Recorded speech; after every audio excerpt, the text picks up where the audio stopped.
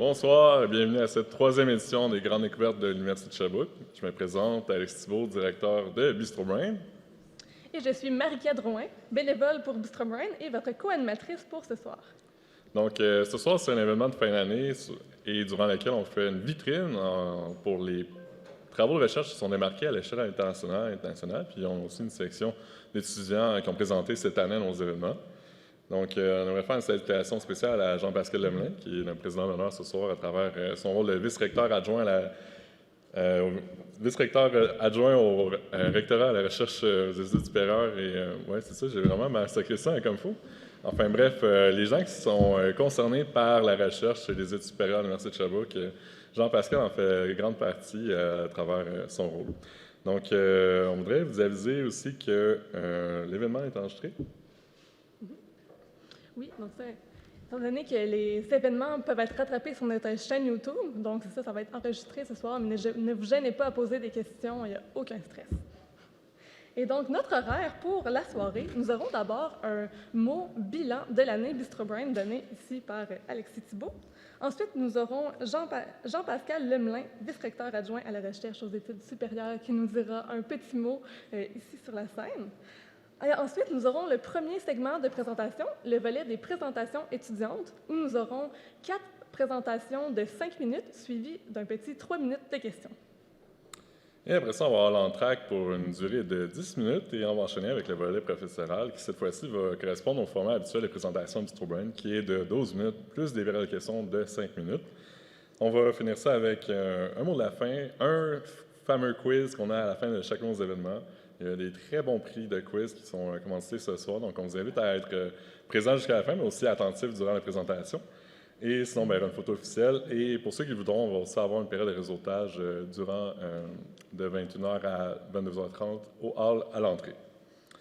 Donc, on commence avec un petit mot sur le retour des activités de Bistro Brain à Sherbrooke cette année. Déjà affiché, ça va bien.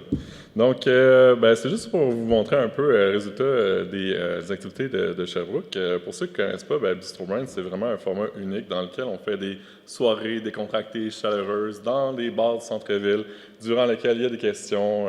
On est vraiment d'égal à égal entre scientifiques et membres de la population, des périodes de questions. C'est vraiment informel et on mise avant tout sur le plaisir.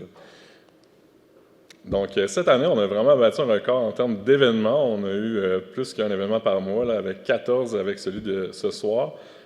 Plusieurs collaborations à travers ça, plusieurs événements hors série, beaucoup de gens qui s'allient autour de la vulgarisation et vraiment des sujets qui couvrent tous les champs d'études et d'intérêt.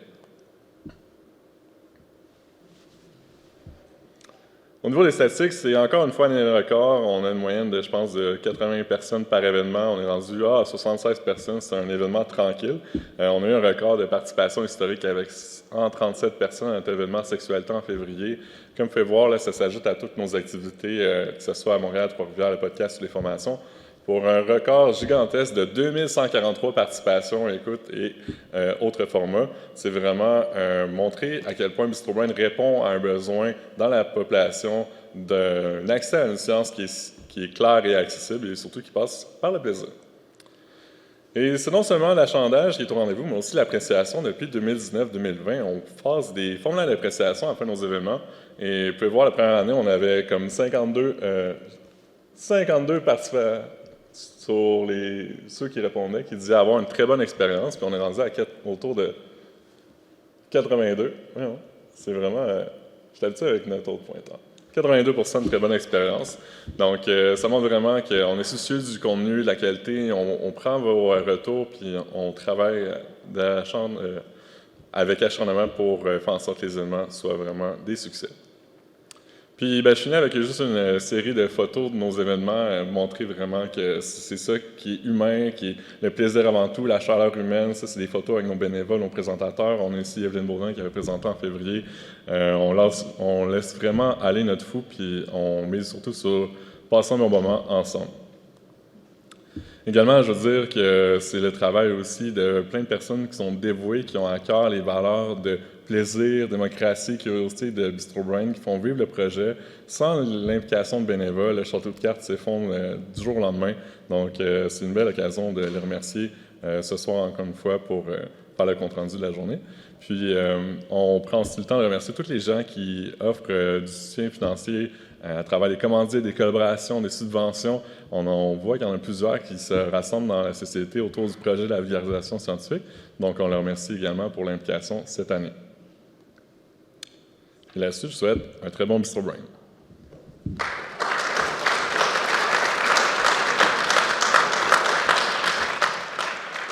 Donc, j'inviterai maintenant le vice-recteur adjoint à la recherche aux études supérieures de l'Université de Sherbrooke, avec qui on fait l'événement en collaboration, Jean-Pascal Lemelin, à venir vous offrir un petit mot.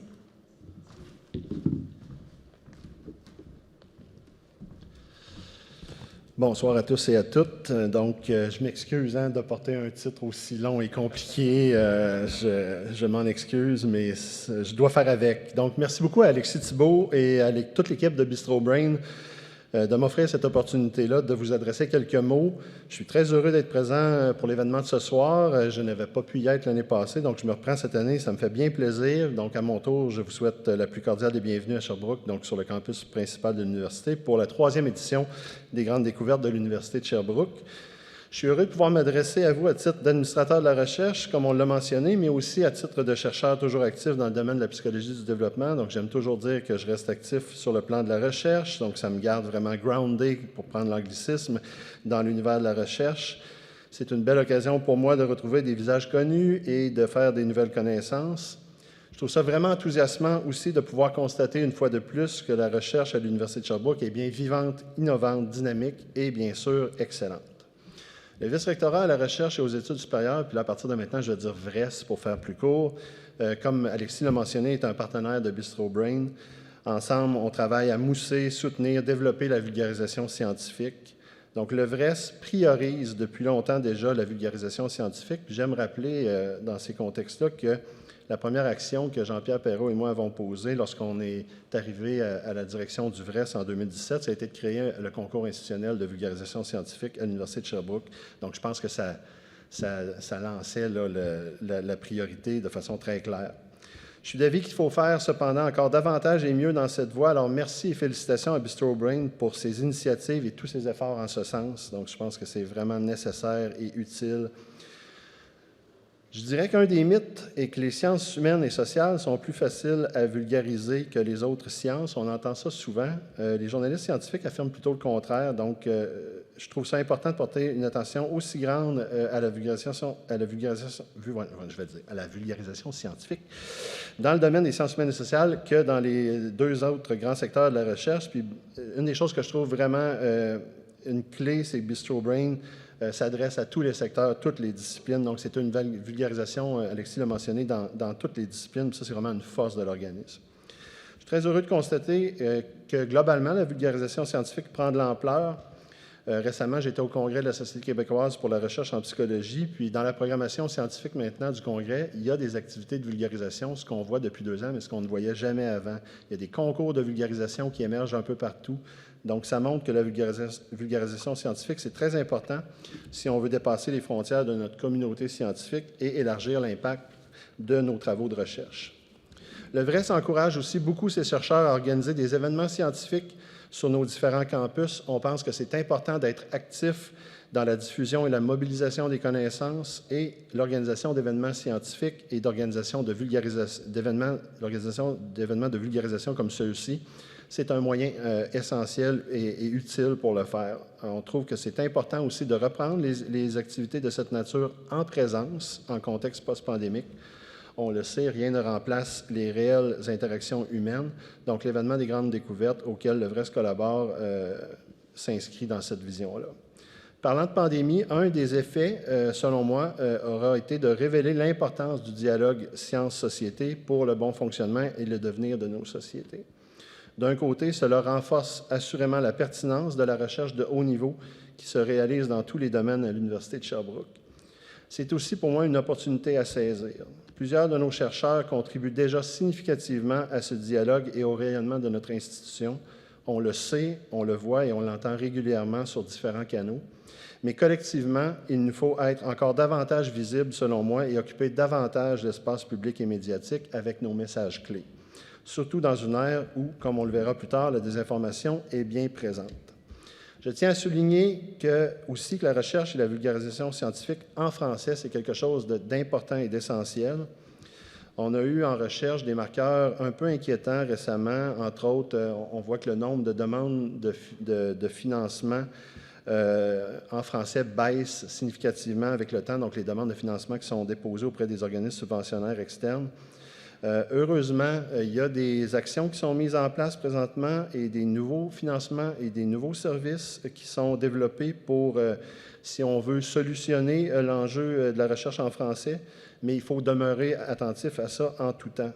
Oui, dans notre communauté, dans notre contexte scientifique et académique, on nous encourage beaucoup à publier et à communiquer en anglais, mais on doit viser un équilibre, selon moi, et garder une place significative pour la diffusion et la vulgarisation de la science en français dans tous les secteurs, et Bistro Brain contribue directement à l'atteinte de cet objectif. Enfin, je félicite Bistro Brain d'accorder une place importante à la relève dans ces événements. La formation et l'intégration de la relève à toutes les étapes du processus de recherche, c'est quelque chose qui est très important pour assurer à long terme son dynamisme et son progrès. Je souhaite reconnaître spécifiquement ici la part des personnes étudiantes aux événements organisés par Bistro Brain et le soutien dont les chercheurs seniors leur procurent. Merci donc de votre présence et participation ce soir. Un événement comme celui-ci n'est une réussite que par l'engagement de chaque personne impliquée. Avec la qualité et la diversité de la programmation proposée, l'événement s'annonce stimulant et excitant. Je vous souhaite à tous et à toutes une excellente soirée.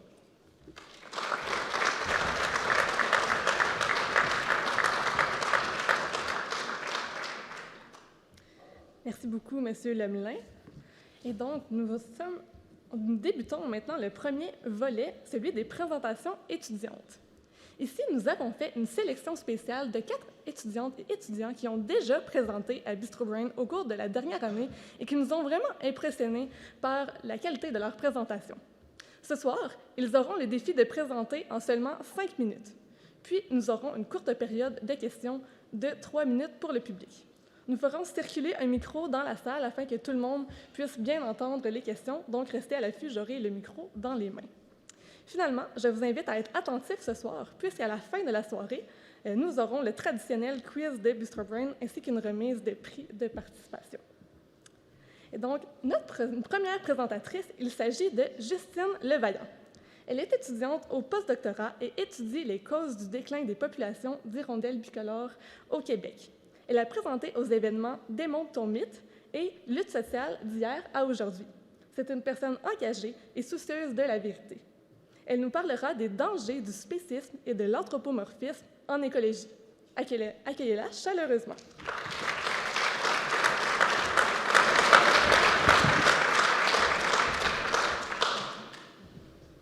Bonjour à tous.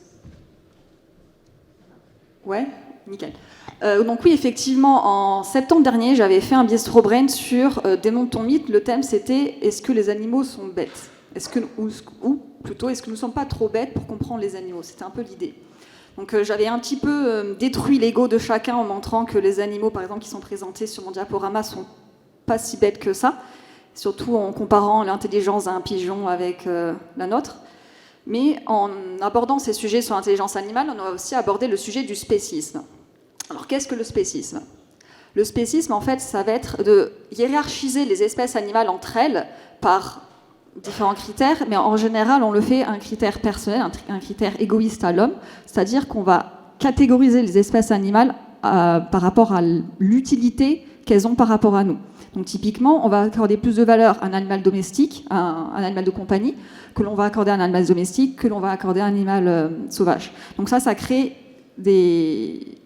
une structure, une hiérarchie dans les animaux, et c'est pas du tout ce qui nous intéresse en écologie, parce que le principe du spécisme est basé sur l'anthropocentrisme, c'est-à-dire qu'on va se mettre au centre de tout et on veut que les espèces qui gravitent autour de nous soient plus ou moins utiles.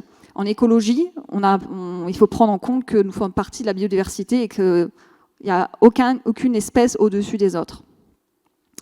Si on parle aussi de spécisme, on parle aussi de discrimination en termes des humains, donc toute forme de discrimination, du racisme, sexisme. Vous avez bien dû remarquer que parmi beaucoup d'insultes, par exemple, je ne vais pas faire d'exemple d'insultes, mais en termes de sexisme, il y a énormément de liens qui ont été faits entre les insultes que l'on fait aux femmes et les comparer à des animaux, souvent du bétail d'ailleurs. Donc ça, c'est des liens qui ont été aussi faits pour tout ce qui est les personnes immigrantes, pour les personnes racisées. Voilà, je ne ferai pas d'insultes, mais je vous laisse quelques secondes dans votre imagination pour essayer de comprendre pourquoi on cherche à décrédibiliser un être humain en l'insultant d'un animal. Si on prend quelques exemples parmi les insultes qu'on aurait, en fait, souvent, on va aussi parler des animaux qui sont, on va dire, sales, un peu ce qui est de la vermine, du parasite. Donc, c'est des animaux qu'on va associer à quelque chose de sale. Donc, ah non, je t'insulte comme ceci. Puis, en plus, je vais discrédibiliser ces espèces. Pourtant, on voit dans l'exemple des rats, des ratons laveurs et des pigeons que ce ne sont pas des espèces si bêtes que ça. Donc, c'est juste un problème entre nous et nous, en fait. On a aussi le cas des poissons, j'avais parlé ça rapidement, c'est que les poissons ont tendance à penser, ils ont une mémoire courte, ils ne sont pas intelligents, un poisson, c'est un peu inutile. Non, les poissons sont capables de résoudre des tests cognitifs, ils ne sont pas si bêtes que ça non plus. Et on a aussi le cas des espèces, le bétail, des espèces que l'on consomme, donc le cochon, le mouton, les poules, sont pas des espèces qui sont stupides et qui mériteraient d'être catégorisées au-dessous de certaines autres espèces. En fait, tout ça, ça fait partie d'un système d'anthropomorphisme, c'est-à-dire qu'une espèce qui nous ressemble, on aura tendance à plus l'humaniser, lui accorder des émotions et aussi lui accorder de l'intelligence qu'il peut-être n'a pas. Donc, qui n'a jamais vu son chien, il a compris ce que je lui ai dit quand je lui parle. Non, votre chien ne vous comprend pas. Il entend des mots, il va essayer de comprendre vos sentiments, mais c'est tout. Votre chien ne vous comprend pas. Mais l'idée, c'est ça, c'est que plus l'espèce va être éloignée physiquement de l'être humain, plus on a tendance à la voir comme non. Elle est loin de moi, elle est bête, je vais créer cette hiérarchie entre les espèces. Ça, c'est quelque chose que l'éthologue France de Waal avait bien aussi noté dans son livre, dont j'avais parlé un petit peu rapidement la dernière fois. Mais si on parle aussi de problèmes de spécisme, il faut aussi prendre en compte qu'être anti-spécisme ne fait pas quelqu'un de vous en écologie, pro-écologie. Je m'explique. Si on veut défendre le droit des animaux, on a tendance à vouloir humaniser le droit des animaux, leur accorder des émotions, des souffrances. C'est vrai, c'est pas le problème. Le problème, c'est que des fois, on oublie un petit peu, on va oublier l'animal, l'individu par rapport à la population. Donc, un exemple un peu à débat, ce sont les cerfs à Longueuil. Donc, le débat qui est leur intérêt écologique, leur importance de conservation par rapport au fait que les gens ne veulent pas les tuer, c'est un débat. On a aussi le problème des conures veuves. C'est une espèce invasive qu'on a de plus en plus en Europe, que les gens ne veulent pas tuer parce que c'est plus joli, plus rigolo qu'un pigeon, mais c'est bien plus destructeur. Et ça commence à venir à Montréal. Donc, faites attention. Et un autre cas où là, je sais que tout le monde va me détester, un animal qui est une calamité pour la biodiversité, mais personne n'est capable de faire quelque chose pour. Ce sont les chats. Les chats est un gros... Ça, c'est là où on a les plus gros problèmes en écologie, parce qu'on veut défendre les chats, mais oui, mais les chats errants, d'un autre côté, ils détruisent la biodiversité locale, donc qu'est-ce qu'on fait avec ce sujet-là ? Donc voilà, il y a plein de cas d'espèces animales ou dans les interactions de la biodiversité dont on doit prendre en compte lorsqu'on fait de l'écologie. Donc ça, c'est exactement mon domaine, en fait. J'étudie les hirondelles bicolores et je suis aussi confrontée à ces problèmes de spécisme. Est-ce que je dois favoriser une espèce plutôt qu'à l'autre ou pas ? Mais dans l'ensemble, ce qu'il faut bien prendre en compte, c'est face à la crise de la biodiversité, il est indispensable de changer notre regard qu'on a sur le vivant et pas uniquement donner de la valeur aux animaux de compagnie, les animaux domestiques qui sont avec nous, parce qu'ils ne représentent rien du tout dans, on va dire, la biodiversité totale. Il faut aussi bien prendre en compte la biodiversité sauvage. Merci.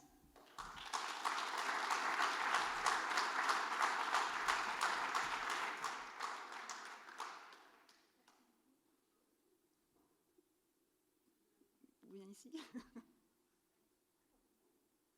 Je pense que c'est pour les questions, c'est ça? Voilà. Merci beaucoup, Justine. Donc, est-ce qu'on a des questions pour Justine? Je peux me promener dans la salle partout.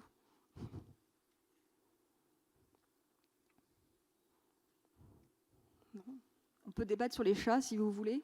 Je sais que tu avais plein d'exemples que tu voulais nous présenter. J'avais plein d'exemples, mais j'ai pas beaucoup de... Tu as 1 minute si tu veux nous exposer quelques exemples.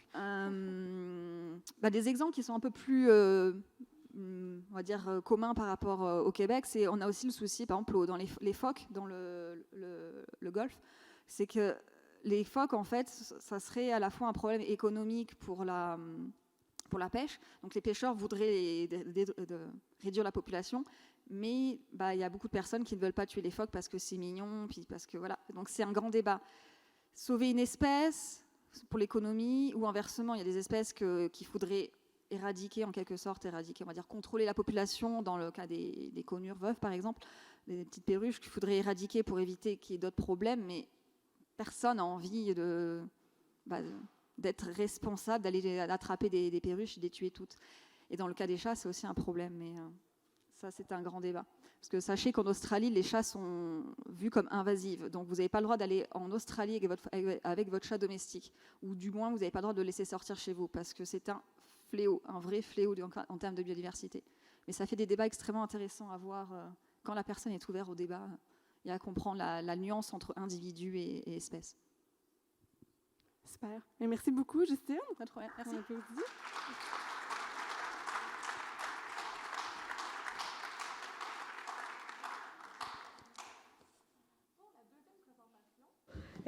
Nous accueillons Pierre-Olivier Lagacé. Il termine sa maîtrise en génie électrique qui vise, entre autres, à améliorer l'ouïe des robots. Il a présenté lors de l'événement Communication scientifique pour le grand public, en collaboration avec le Centre Compétences Recherche Plus. Avec le souci de bien imager ses propos, aujourd'hui, il nous offre une présentation intitulée « Est-ce que tu m'entends? » Donc, bienvenue Pierre-Olivier.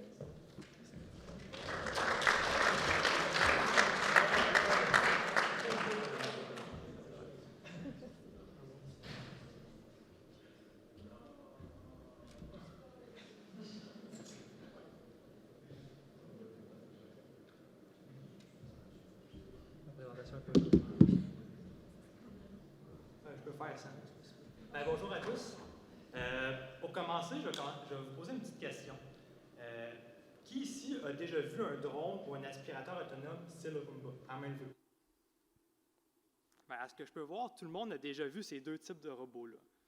Savez-vous c'est quoi une des grandes ressemblances entre ces deux robots ou n'importe quel robot qui existe? J'ai pas d'option, mais je vais vous l'imiter. Excusez-moi pour ma voix, là, mais...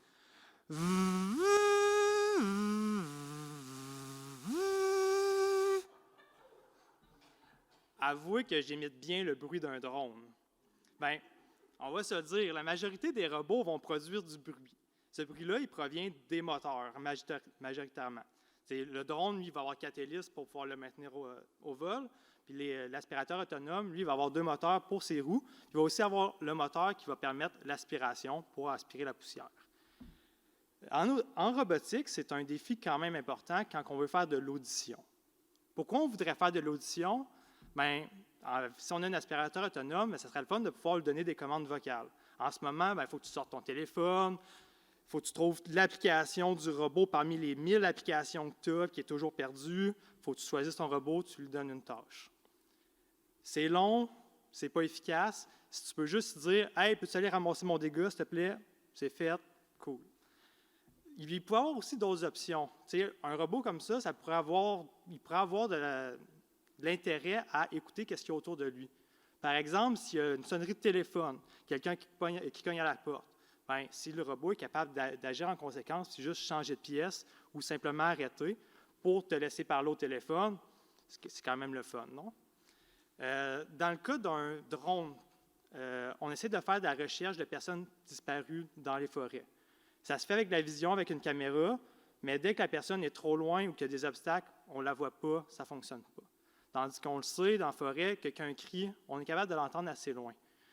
Ce serait intéressant de pouvoir l'entendre.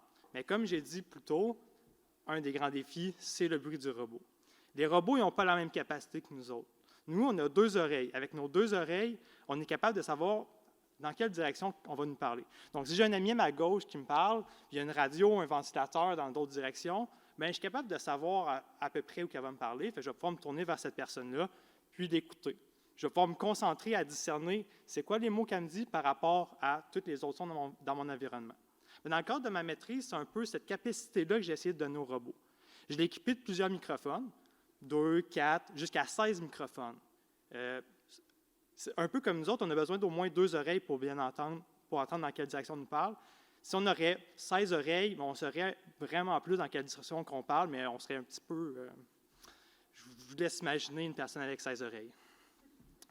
Donc, si j'ai 16 microphones, le robot est capable de savoir dans quelle direction le son arrive. Donc, on va ensuite lui permettre de s'auto-écouter. Il va pouvoir écouter son propre bruit, donc savoir dans quelle direction il produit du bruit. Ensuite, il va pouvoir se concentrer sur les autres directions pour pouvoir écouter les personnes qui vont lui parler. Donc, si vous faites réveiller samedi matin par votre aspirateur autonome, puis vous êtes tanné d'entendre, bien, c'est peut-être un peu grâce à ça que vous allez pouvoir lui dire « Hey, arrête, commence plus tard. » Merci.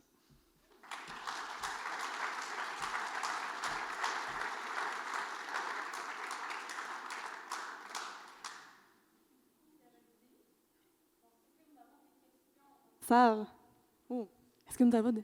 Voilà, le micro fonctionne. Est-ce que nous avons des questions pour Pierre-Olivier? Oui. Pour quelle raison jusqu'à 16 microphones pour faire une analyse? Ouais. Dans le fond, avec nos 2 oreilles, on sait à peu près si la personne va nous parler en avant, à gauche, à droite, en arrière, mais on ne sait pas nécessairement précisément ou exactement c'est où que le son arrive. Plus qu'on va rajouter de microphones, bien, plus qu'on va être capable de trianguler, fait que dans le fond, savoir où est-ce que le son arrive. Fait que si j'ai 2 microphones, c'est un peu moins précis, mais si j'en mets plusieurs, je sais le son arrive sur quel microphone en premier, puis sur quel microphone en dernier. Fait que je vais être capable de vraiment mieux savoir où est-ce que le son arrive. Okay, mais ça peut fonctionner avec 4, ça peut fonctionner avec 8. C'est juste que plus que tu augmentes le nombre de microphones, bien, plus que ça devient performant. Merci. Merci. Est-ce que nous avons d'autres questions? Oui.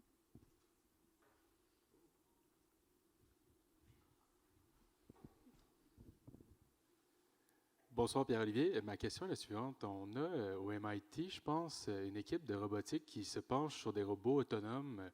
Est-ce que tu penses que ta technologie éventuellement pourrait être rachetée pour faire en sorte que ces robots-là écoutent des commandes vocales? Pour l'instant, ce que ma technologie fait, c'est qu'elle fait vraiment réduire seulement le bruit et laisse passer tous les autres signaux audio, tous les autres événements audio. Ma recherche est open source, fait qu'elle est libre d'accès. Est accessible par tout le monde. Fait que s'ils veulent y aller, je peux t'envoyer le lien, ça ne me dérange pas.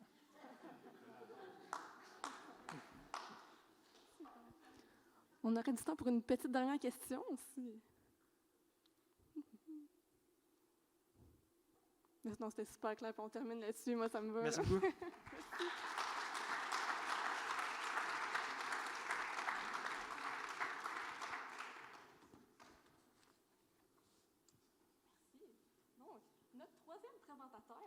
Il s'agit de Pierre-Nicolas Toussignan. Donc, Tousignan, pardon. Depuis sa participation en février à notre événement Économie et Société, on peut dire que Pierre-Nicolas fait maintenant partie des plus grands fans de BistroBrain. En plus d'être assidûment présent à nos événements, il a écrit 3 articles pour le journal Le Collectif afin de vanter notre mission et nos activités. À part nous envoyer des fleurs, Pierre-Nicolas est également étudiant au baccalauréat en sciences économiques et assume le rôle de vice-président à l'engagement étudiant au sein de la FEUS. Aujourd'hui, il nous partage une fois de plus sa passion pour le bien-être à travers sa présentation « L'inflation et moi ». Donc, bienvenue, Pierre-Nicolas.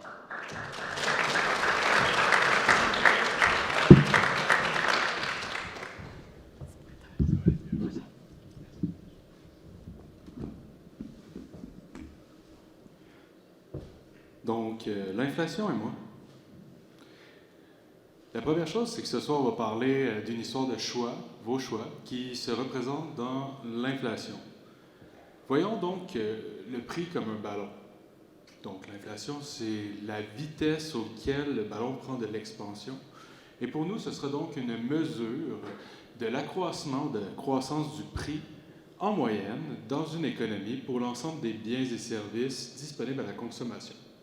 Maintenant qu'on a défini c'est quoi l'inflation, pourquoi j'en parle? Comment ça vous affecte? On va parler donc du pouvoir d'achat. J'aime bien discerner l'accroissement du prix, le pouvoir d'achat ainsi que le bien-être. Si au même moment où est-ce que vous avez un salaire annuel, on va parler donc de 100 bières. 100 bières étant votre salaire annuel en salaire réel. Vous pouvez vous payer 100 bières. L'accroissement du prix, lui, est de 2 %. Donc, ce que vous pouvez vous payer l'an dernier avec 100 bières, vous ne pouvez plus vous le payer car ça coûte plus cher. Ça coûte 102 bières pour avoir le même panier de biens et services.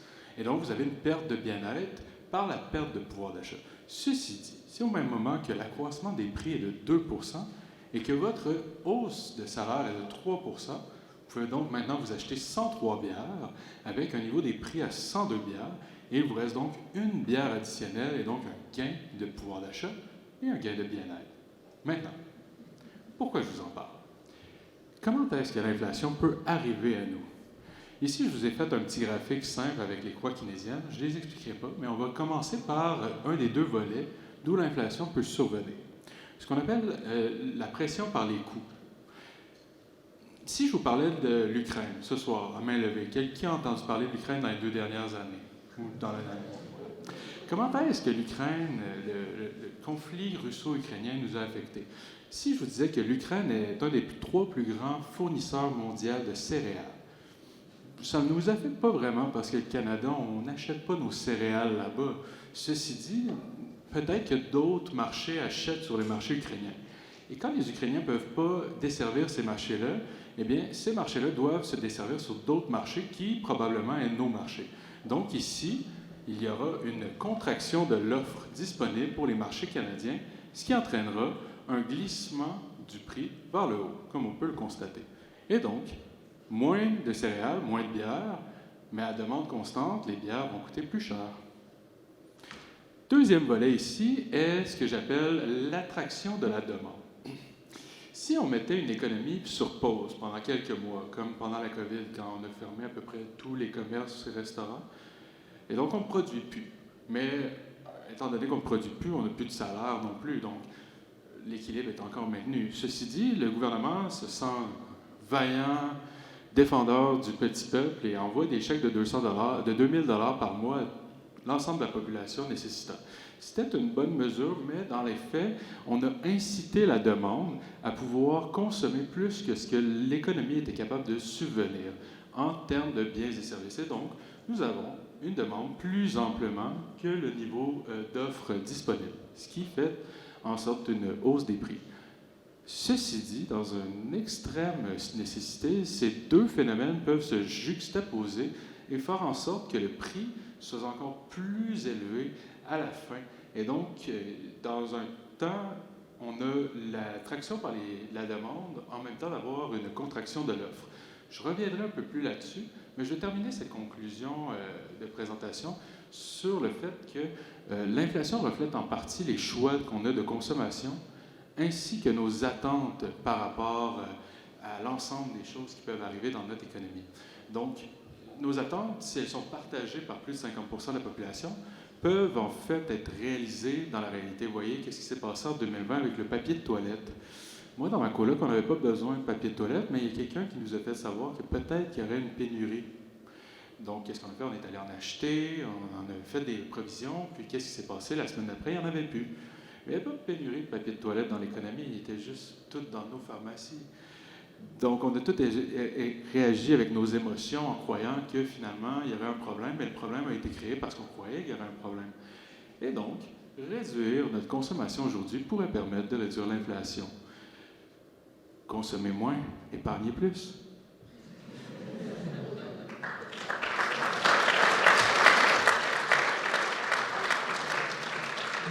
Avant la période de questions, j'aimerais vous rappeler, l'inflation, c'est pas moi, c'est nous. Puis, je vais prendre la première question avant que tout le monde arrive. Donc, j'ai demandé de garder mon annexe. Pardon, PO, c'est ma faute si ton PowerPoint a bugué. Donc, voici une des façons où est-ce que les deux phénomènes de pression sur l'inflation peuvent arriver. La fameuse spirale salaire-prix.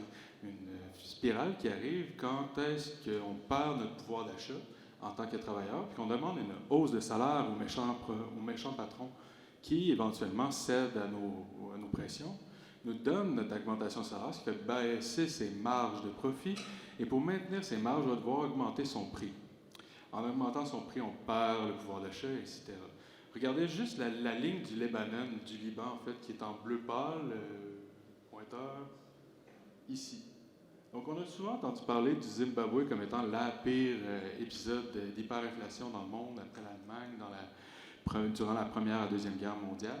Mais ce qu'on voit ici, c'est que le Libanon, après la période COVID, a subi une hyperinflation qui est en fait sur une tendance explosive, qui est plus dangereuse que ce que le Zimbabwe a vécu avec son impression de monnaie. Donc, de demander nos hausses salariales dans une période de haute inflation, ce n'est pas nécessairement le meilleur des moments. Ceci dit, l'an prochain, vous l'aurez votre nanane. Donc, pour l'instant, épargnez.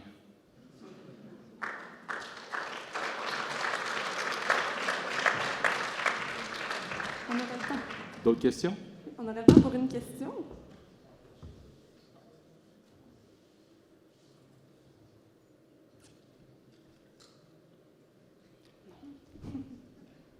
Pas de questions? C'est très clair. Avec la hausse des taux d'intérêt, je vous répète, épargnez.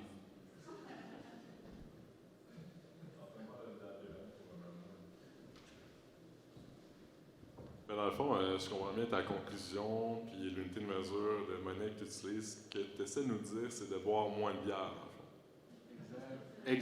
Exact. Regardez, dans un temps de haute inflation, de consommer, c'est en fait se tirer dans le pied.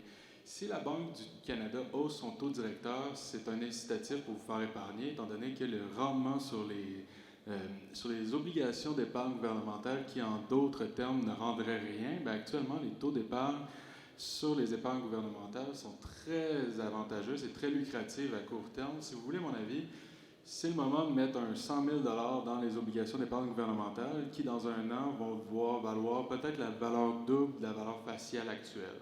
Mais ça, on verra rendu là. Ceci dit, moins de bière. Il s'agit juste de trouver un 100 000 $. Ouais, exactement. Tout le monde a 100 000 $ sur la poche. Merci pour tout. Merci.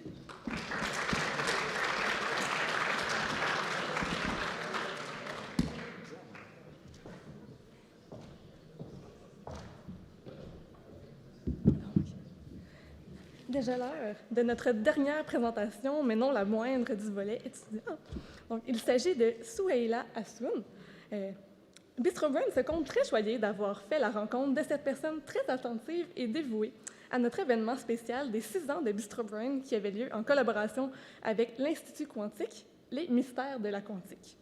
Souheila est détentrice d'un doctorat en sciences mathématiques et est présentement chargée de projet en vulgarisation scientifique à l'Institut quantique. Sa présentation de ce soir s'intitule « Refroidir l'infiniment petit ». Bienvenue, Souheila.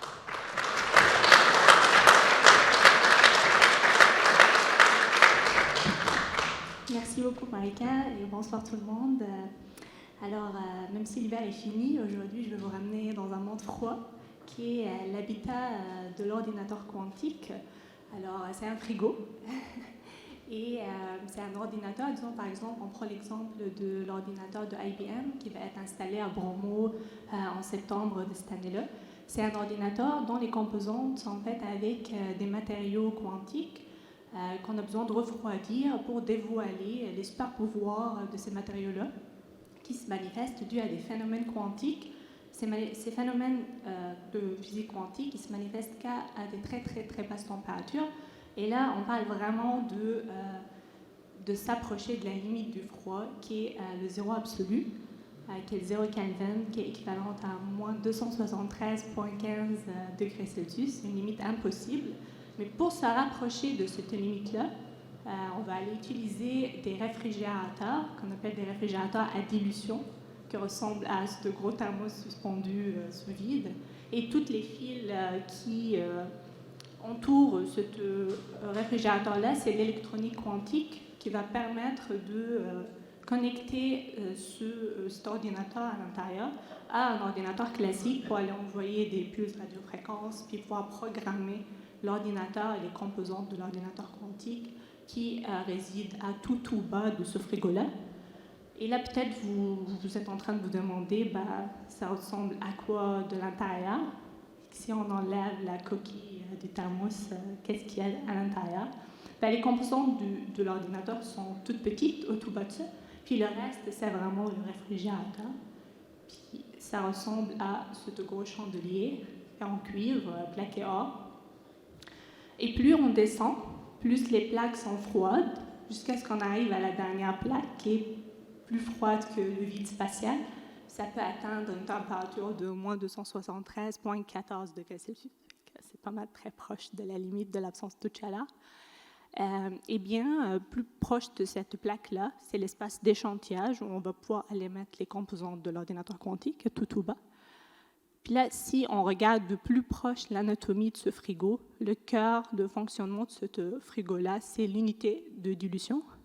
Quand on va aller ensemble faire le tour du cycle frigorifique et découvrir c'est quoi le phénomène quantique derrière ça, alors on va commencer par la chambre du mélange qui est dans le cœur de ce frigo. Puis dans cette chambre de mélange, on va avoir le liquide de travail qui est le seul élément de l'univers qui va rester fluide à des si basses températures. Parce que on va choisir un liquide de travail, mais on ne veut pas que ça solidifie et que ça bloque le cycle. Comparé à notre réfrigérateur à la maison, il y a aussi un liquide frigorifique, mais ce n'est pas l'hélium. Là, on va choisir l'hélium pour que ça reste fluide. Puis plus spécifiquement, c'est de l'hélium 3. Alors, un noyau d'hélium-3, ça contient 3 nucléons, avec 2 protons puis un neutron. Puis on va le mélanger ici, dans cette chambre-là, avec de l'hélium-4, qui instantanément, il va aller flotter au bord. Puis plus tard, il va vouloir se diluer, il est attiré par l'hélium-4. Puis en se diluant, il va absorber de la chaleur, ce qui permet, ce phénomène de dilution, cette transition de phase, c'est ce qui va permettre ce refroidissement phénoménal, puisque rend cette chambre l'endroit le plus froid du réfrigérateur. Puis c'est pour ça qu'on voit que l'espace d'échantillage puis l'ordinateur sont placés à côté de cette chambre-là. Ensuite, l'hélium 3, qui est le liquide de travail, c'est lui qui fait le cycle, qui bouge, va passer au bouillard où il va s'évaporer plus vite que l'hélium 4, vu que son point d'ébullition est inférieur, un peu comme l'alcool et l'eau. L'alcool s'évapore plus rapidement. Et ensuite, grâce à une pompe qui fonctionne à température ambiante, qui est à l'extérieur de ce frigo, l'hélium 3 va être extrait pour sortir, puis pour re-rentrer après et se passer par un bain d'hélium 4 où il va se liquéfier, et puis le cycle va continuer comme ça. Et que si vous êtes curieux d'en apprendre plus sur ce phénomène de dilution, vous pouvez aller regarder ma vidéo qui est plus longue, qui est sur YouTube grâce à BistroBrain. Il y a plus de détails. Et bientôt, notre BD sur les réfrigérateurs suspendus va apparaître sur la page de Curieux Quantique sur le site de l'IQ. Vous pouvez aller la regarder aussi. Puis si ça a piqué votre curiosité, ça tombe très bien, parce que ce soir, le directeur de l'Institut quantique est avec nous, puis il va vous parler de technologie quantique dans la prochaine présentation. Merci beaucoup.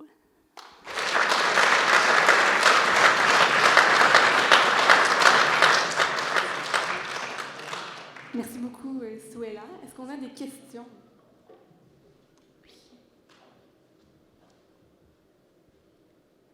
Oui, bonjour.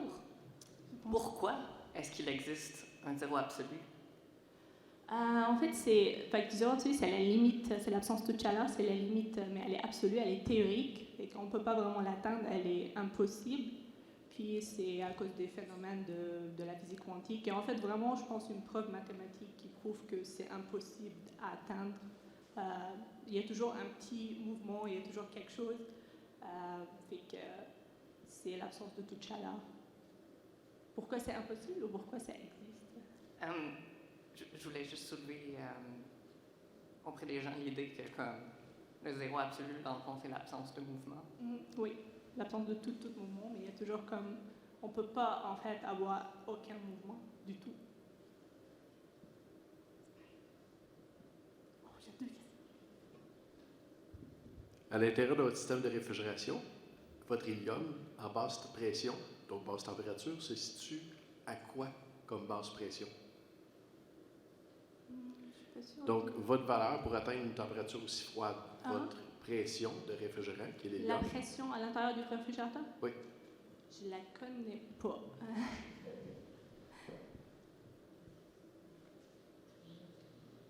Je ne sais pas s'il y a quelqu'un dans la salle. Bonsoir, sois là. À notre dernière discussion, on avait parlé des qubits parfaits, puis je me demandais quand, dans un modèle théorique, on aurait ces fameux qubits parfaits, quelles seraient les possibilités de recherche qui s'étendraient à notre laboratoire quantique? En ce moment, ils ne sont pas parfaits, ils sont encore bruyants, ils sont loin d'être parfaits. Il y a beaucoup de recherches puis de travail qui se passe dessus. C'est comme un peu encore un embryon, un bébé. Puis il y a comme par exemple la start-up non quantique qui travaille sur les codes correcteurs d'erreurs pour aller corriger les erreurs sur chaque qubit.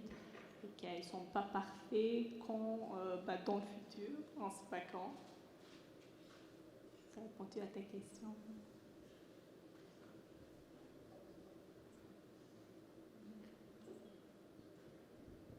Super rapide.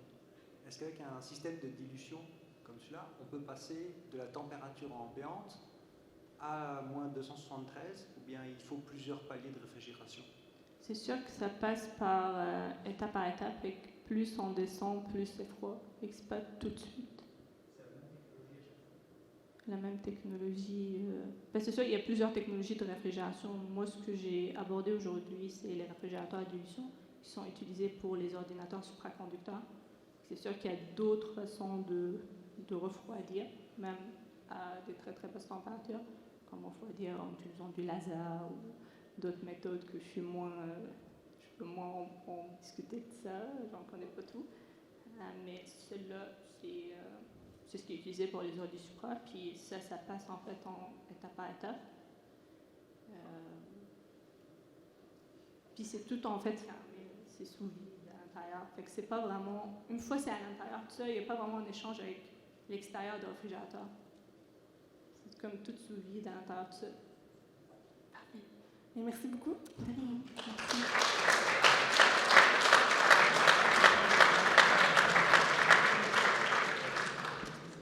On enchaîne avec le volet professoral. Donc, on a 3 présentations de 12 minutes chacune, comme je l'ai dit plus tôt, avec des périodes de questions de 5 minutes. Donc, si on pourra dépasser un peu plus. C'est des personnes, des chercheurs qui se sont démarqués à l'échelle nationale et internationale, soit par la portée de leurs travaux, la qualité de leur présence dans l'espace public. Donc, on commence d'entrée de jeu avec Alexandre Blais, qui est professeur de physique à l'université.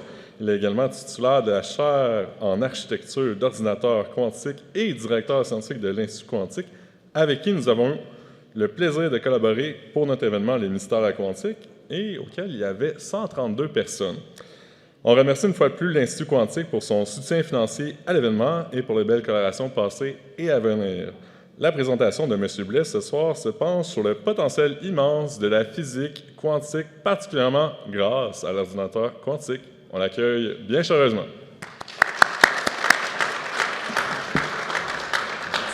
Merci. Merci, bonsoir tout le monde. Donc, deuxième présentation en quantique. Rappelez-vous qu'il y a un examen à la fin.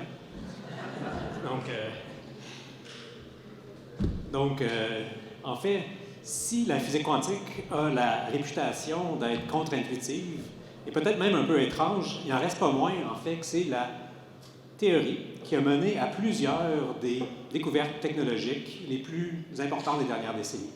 C'est le cas du GPS avec son horloge atomique, l'imagerie médicale et le laser. En fait, ce sont toutes des technologies qui sortent des laboratoires de physique quantique. La même chose est vraie de nos ordinateurs actuels. Donc, au cœur de ces ordinateurs-là, des ordinateurs que je vais appeler classiques dans cette présentation. Okay? Donc, au cœur de ces ordinateurs classiques-là, de nos ordinateurs actuels, de nos téléphones intelligents, se trouvent des matériaux semi-conducteurs, du silicium par exemple. Pour comprendre comment passer de ces matériaux-là, de semi-conducteurs, à un ordinateur, on a eu besoin de la théorie quantique. Donc, la théorie quantique, ce n'est pas seulement la théorie la plus précise qu'on a pour comprendre, prédire le comportement de la nature. C'est aussi une théorie qui a mené à des technologies qui ont vraiment changé la société. Ce qu'on comprend, par contre, maintenant, c'est que le potentiel, justement, de transformer la société du quantique est vraiment loin d'être terminé. On n'a vraiment pas exploité tout ce potentiel-là. On sait que si on utilise de façon plus active des effets quantiques sous le nom de superposition, interférence, intrication, donc si on utilise plus activement ces effets quantiques-là, on peut arriver à des nouvelles technologies qui sont tout aussi révolutionnaires. S'il y en existe plusieurs qui sont en développement, il y en a une dont vous avez probablement entendu parler, bien, si vous avez écouté la dernière présentation, vous en avez entendu parler, c'est l'ordinateur quantique. Donc, pour comprendre maintenant, et c'est le but de la présentation, comment le quantique peut aider à rendre les ordinateurs plus puissants, au-delà de ce que j'ai déjà dit sur le silicium, là, bien, il faut revenir quelques minutes sur le principe de fonctionnement de ces ordinateurs. Vous savez peut-être que nos ordinateurs, c'est des machines qui traitent des 0 et des 1. Donc, nos ordinateurs traitent des milliards de 0 et des 1 qui sont interprétés comme des images, du son, tout ce qu'on fait sur nos ordinateurs. Chacun de ces 0 et de ces 1-là dans nos ordinateurs est encodé dans ce qu'on appelle un transistor. Donc, chacun de ces transistors-là, il y en a des milliards dans nos ordinateurs aujourd'hui, encode 0, la valeur 0 ou la valeur 1. Les transistors, c'est un peu comme les neurones des cerveaux de nos ordinateurs. Donc, chacun prend la valeur 0 ou la valeur 1. Ce qu'on sait maintenant, c'est qu'on peut faire au laboratoire des transistors quantiques. Donc, des transistors que je vais appeler des bits quantiques ou qubits, c'est le terme usuel, qui peuvent prendre la valeur 0, qui peuvent prendre la valeur 1, mais qui peuvent aussi prendre des valeurs qui n'ont aucune analogie avec les ordinateurs standards. Cette valeur-là, je vais l'appeler 0 et 1. Ce que ça veut dire, d'un point de vue mathématique, c'est extrêmement clair. D'un point de vue mathématique, on sait exactement ce que ça veut dire. D'un point de vue intuitif, ça l'est peut-être un peu moins. Ça veut, d'une certaine façon, dire que je suis ici, en train de vous parler, puis je suis à la maison en train de relaxer. Ça veut dire peut-être que les lumières ici sont allumées et que les lumières sont fermées. Donc, en fait, le quantique, c'est étrange quand on prend les propriétés quantiques puis on essaie de les extrapoler, comme je viens de le faire, à notre monde quotidien. Il n'en reste pas moins que c'est comme ça que la physique quantique fonctionne, ou plus précisément, c'est comme ça que la nature fonctionne à son niveau le plus fondamental. Ça, c'est vérifié quotidiennement dans des laboratoires à travers le monde, dont des laboratoires à l'Institut quantique de l'Université de Sherbrooke. OK, excellent. On a droit à maintenant des drôles d'états que je vais appeler 0 et 1. Mais qu'est-ce que ça fait pour le calcul? Comment on va utiliser ça pour faire des ordinateurs plus puissants? Puis pour ça, on va entrer ensemble dans cette librairie-là. En fait, je vais être le premier à entrer. Je vais cacher une note dans une des pages d'un des livres de la bibliothèque. Vous allez entrer après moi, puis vous allez essayer de trouver la note. Donc, ce que vous allez faire, c'est que vous allez prendre page par page, livre par livre, jusqu'à temps que vous allez trouver la note. Essentiellement, l'algorithme, la méthode que vous utilisez, c'est la même que nos ordinateurs actuels. Vous regardez séquentiellement toutes les possibilités. En exploitant le fait que les qubits peuvent être 0 et 1, les superpositions d'états, un ordinateur quantique, dans notre analogie de bibliothèque, peut explorer simultanément toutes les pages de tous les livres. Okay? C'est ça qui lui permet d'accélérer les calculs. Ce que je viens de dire là, ça suggère que l'ordinateur quantique va trouver en un coup, tout de suite, la bonne réponse. C'est un peu plus compliqué. L'ordinateur quantique doit exploiter d'autres effets quantiques, l'interférence et l'intrication, pour arriver à la réponse. Il n'en reste pas moins que pour des calculs d'intérêt pour la société, on peut arriver à des accélérations, oui, massives de certains calculs. Puis la question que vous vous posez, c'est à quel point est-ce que l'accélération est importante? Dans notre analogie, c'est combien de livres, de combien de pages, de combien de livres je peux consulter en même temps? Bien, ça, on connaît la réponse à ça. Si j'ai un ordinateur quantique qui a n qubits, n transistors quantiques, le nombre de combinaisons que je peux explorer simultanément, dans notre analogie encore, le nombre de pages que je peux regarder simultanément, c'est 2 à la n. 2 fois 2 fois 2 fois 2, n fois. 2 à la n, ça explose assez vite. Donc, on va prendre un exemple, 300. Imaginons que j'ai un ordinateur quantique qui a 300 transistors quantiques, 300 qubits. 300, en fait, c'est modeste. Il existe maintenant des ordinateurs quantiques à plus de 400 qubits qui sont disponibles en ligne. Okay? Donc, on va quand même se focusser sur cet exemple-là modeste. 300, ce qui veut dire que dans notre analogie, je peux regarder 2 à la 300 possibilités. Est-ce que vous êtes capable d'avoir une idée intuitive de ce que ça veut dire 2 à la 300? C'est pas facile. 2 à la 300, en fait, c'est plus que le nombre de gouttes d'eau dans les océans de la planète. En fait, c'est juste pour vous amener vers la bonne analogie que je dis ça, parce que c'est pas bon, ça. 2 à la 300, c'est plus que le nombre d'atomes dans l'univers visible. OK? Qu'est-ce que ça veut dire, ça? Ça veut dire que si je prends chacun des atomes de l'univers visible, on en voit beaucoup d'atomes ici, là, ça serait difficile d'évaluer combien il y en a, hein, mais de tout l'univers visible, on va prendre chacun de ces atomes-là et on va déclarer que c'est un ordinateur classique. Okay? Je vais utiliser chacun de ces atomes-là comme transistor dans un ordinateur classique. Chacun va encoder un 0 et 1.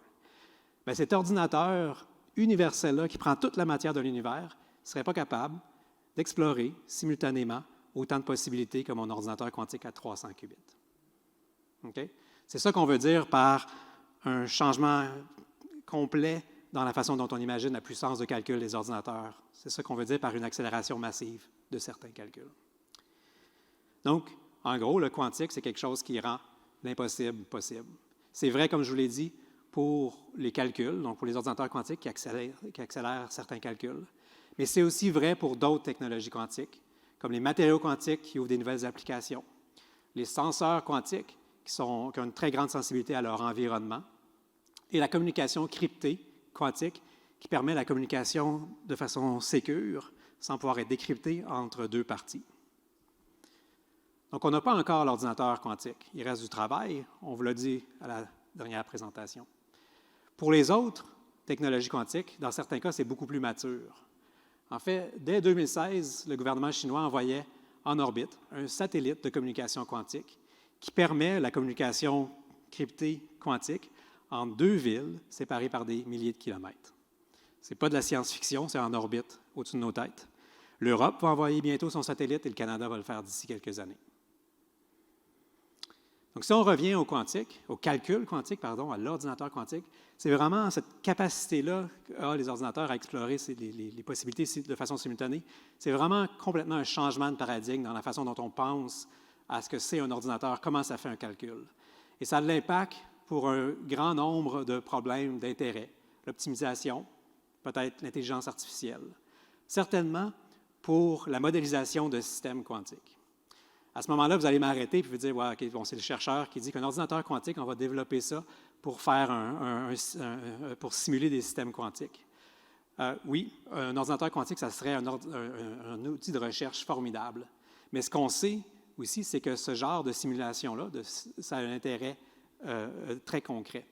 Par exemple, dans l'industrie pharmaceutique, une des étapes qui sont très longues, très coûteuses, c'est on a un paquet de molécules candidates, et avant de les synthétiser, ce qu'on va faire, c'est qu'on va modéliser sur ordinateur leurs propriétés. Et cette modélisation-là est très coûteuse et très longue. Un ordinateur quantique vient accélérer ça massivement.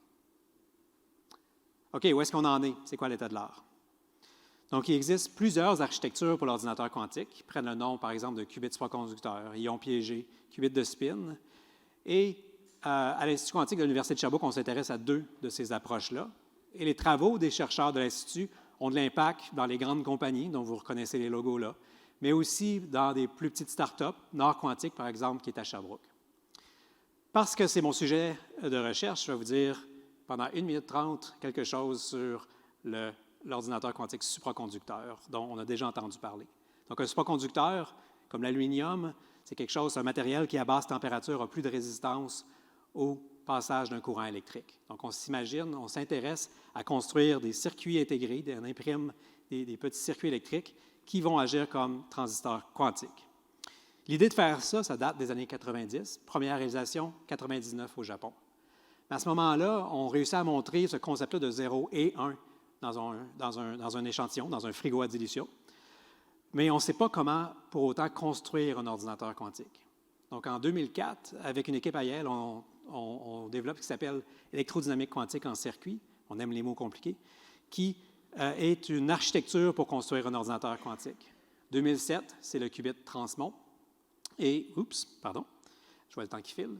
Et 2009, on mêle ces 2 idées-là pour faire le premier algorithme quantique. C'est vraiment de l'artisanat quantique à ce moment-ci, un peu d'une sorte de macramé quantique dans des petites équipes. Les choses changent quand IBM, par exemple, s'intéresse à ce sujet-là. Et comme je vous ai dit, il y a des ordinateurs quantiques maintenant en ligne qui ont plus de 400 qubits. Google, qui en 2019 réussissait à atteindre ce qu'on appelle l'avantage quantique, le fait que leur dispositif à 53 qubits a réussi à faire un calcul plus rapidement que Summit, qui est aujourd'hui le deuxième plus puissant ordinateur classique au monde au coût de $250 million. Pour conclure, c'est vraiment la dernière slide. Je vois quelqu'un qui s'avance dangereusement. Est-ce qu'on y est? Est-ce que vous devriez acheter un ordinateur quantique aujourd'hui? La réponse, c'est qu'il reste du travail. Donc, nos ordinateurs quantiques font des erreurs. Il faut améliorer toutes les composantes de ces ordinateurs-là. Il y a du développement à faire, mais il y aurait de la recherche fondamentale aussi à faire. Il faut améliorer chacune des composantes des opérations. Et aussi, il faut utiliser des techniques qu'on appelle la correction d'erreurs. Et c'est vraiment là qu'est le domaine, le prochain défi du domaine, utiliser les techniques de correction d'erreurs, développer plus d'applications aussi. Donc, je vais finir en disant que le quantique, ça rend l'impossible possible. Il reste des défis, mais la recherche s'accélère. Puis pourquoi pas terminer en vous disant que l'Institut quantique de l'Université de Sherbrooke, on est en excellente position. Merci.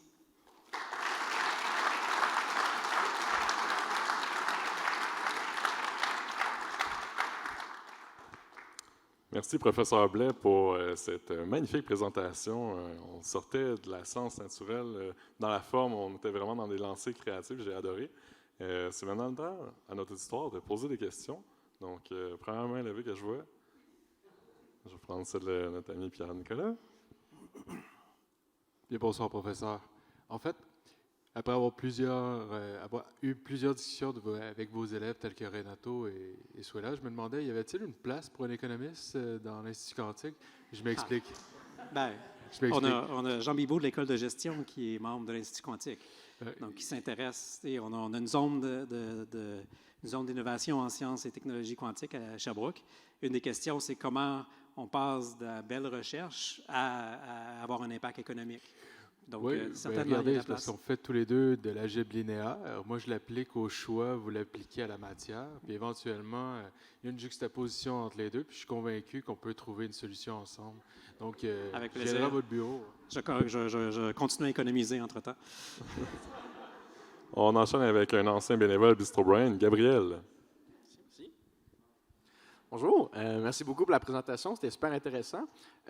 J'ai cru le lire dans une diapositive qu'on parlait de sécurité absolue en cryptographie avec les ordinateurs quantiques. Oui. Est-ce que c'est une certitude qui va se perdurer dans le temps ou est-ce que c'est une question de temps avant qu'on hack l'ordinateur quantique comme l'ordinateur conventionnel?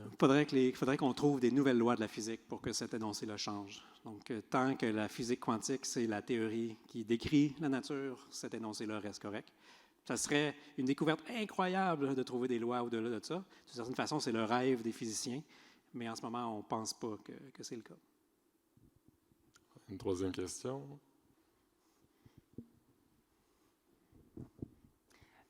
Salut, comment est-ce que tu vois le mariage entre l'intelligence artificielle avancée puis la physique quantique? Tu parlais de pharmacologie. Je sais qu'il y a des systèmes comme AlphaFold qui permettent justement de faire des avancements massifs dans la recherche de quantité que vous mentionnez. Oui, donc il y a deux aspects. Je vais aller brièvement, là, mais un premier, c'est comment est-ce que l'intelligence artificielle peut aider le quantique. Donc, nous, on s'en sert dans le groupe de recherche pour améliorer les opérations logiques, par exemple. On pense peut-être qu'on pourrait aussi améliorer les designs de qubits avec l'intelligence artificielle. La deuxième chose qui reste plus spéculative, c'est est-ce qu'un ordinateur quantique pourrait un jour accélérer l'intelligence artificielle, être utile pour ça? Et là, c'est encore, le jury n'a pas complètement décidé sur ça. Il y a des indications que oui, il y a quand même beaucoup de scepticisme. Ce qu'on voit, par contre, c'est que ces deux sujets à la fine pointe, c'est pas tellement surprenant que quand on les mêle ensemble, on soit encore plus à la fine pointe puis qu'il reste des questions. Donc, c'est la recherche active, répondre à ça. Merci beaucoup. Je pense que j'avais vu une main levée par là. Il y en a une dans ce coin-là aussi. Je pense que c'est un étudiant bien dévoué en quantique. Bonjour Alexandre, j'espère que vous allez bien. Dans le cas de transistors qui ont 3 états possibles, 0, 1, 2, Disons, on fait des transistors à 3 états possibles superposés. Est-ce qu'on serait 3 à la n plutôt que 2 à la n? Oui, tout à fait. Par contre, c'est pas là, donc on pourrait faire ça. Puis d'ailleurs, je ne le dis pas à personne, là, mais juste à toi, les transmonts dont j'ai parlé en 1 seconde, ils ont plusieurs niveaux. Donc, on peut exactement faire ça. Cela dit, ce n'est pas là que le gain est. C'est vraiment parce qu'on est à la n, qu'on ait 2 à la n, ou 3 à la n, ou à 4 à la n. Quand tu es à la n, c'est vraiment là que le gain se trouve. Un peu comme dans des bits photoniques, si on veut. Oui, ben, okay. Dans nos ordinateurs actuels, on aurait pu décider que c'est pas Intel aurait pu dire on travaille avec 0, 1, 2, mais il y a peu de gains à faire ça pour la complexité que ça représente. Merci beaucoup. Merci pour la question. On a le temps pour une dernière bien courte. Xavier, là, tu me fais faire mon jog, là. Mes enjambées. Je pense que je mesure aussi bien. Merci pour votre présentation. Je me posais la question de la sensibilité à l'environnement. Parce que pendant toute la durée de votre présentation, il y a plusieurs millions de particules, en particulier venant du sol, venant du ciel, qui nous ont traversés. Et puis, on est des fois porteurs nous-mêmes, je ne sais pas, d'une montre en radium. Oui. Quelle est la sensibilité de ces systèmes finalement au bruit? Par exemple, si on le met à côté d'un accélérateur. C'est la question importante. C'est quand je disais dans la dernière slide ici qu'il faut améliorer les qubits et les opérations puis faire de la correction d'erreurs. C'est exactement régler ça.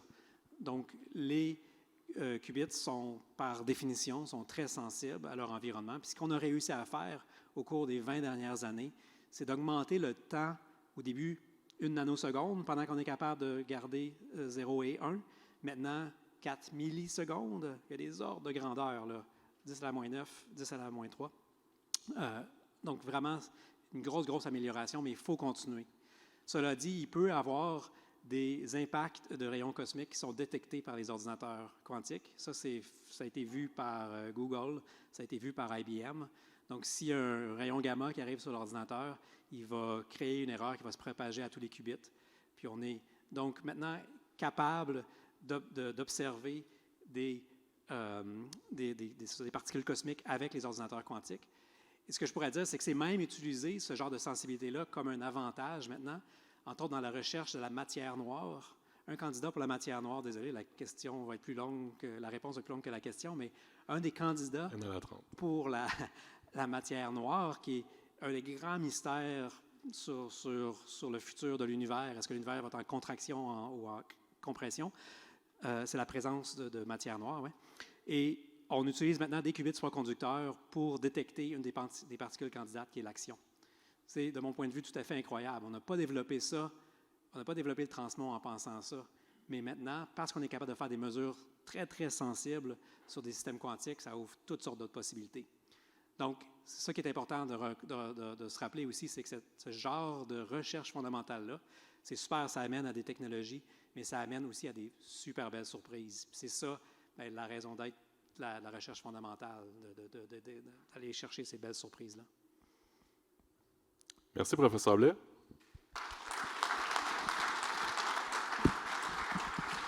Merci.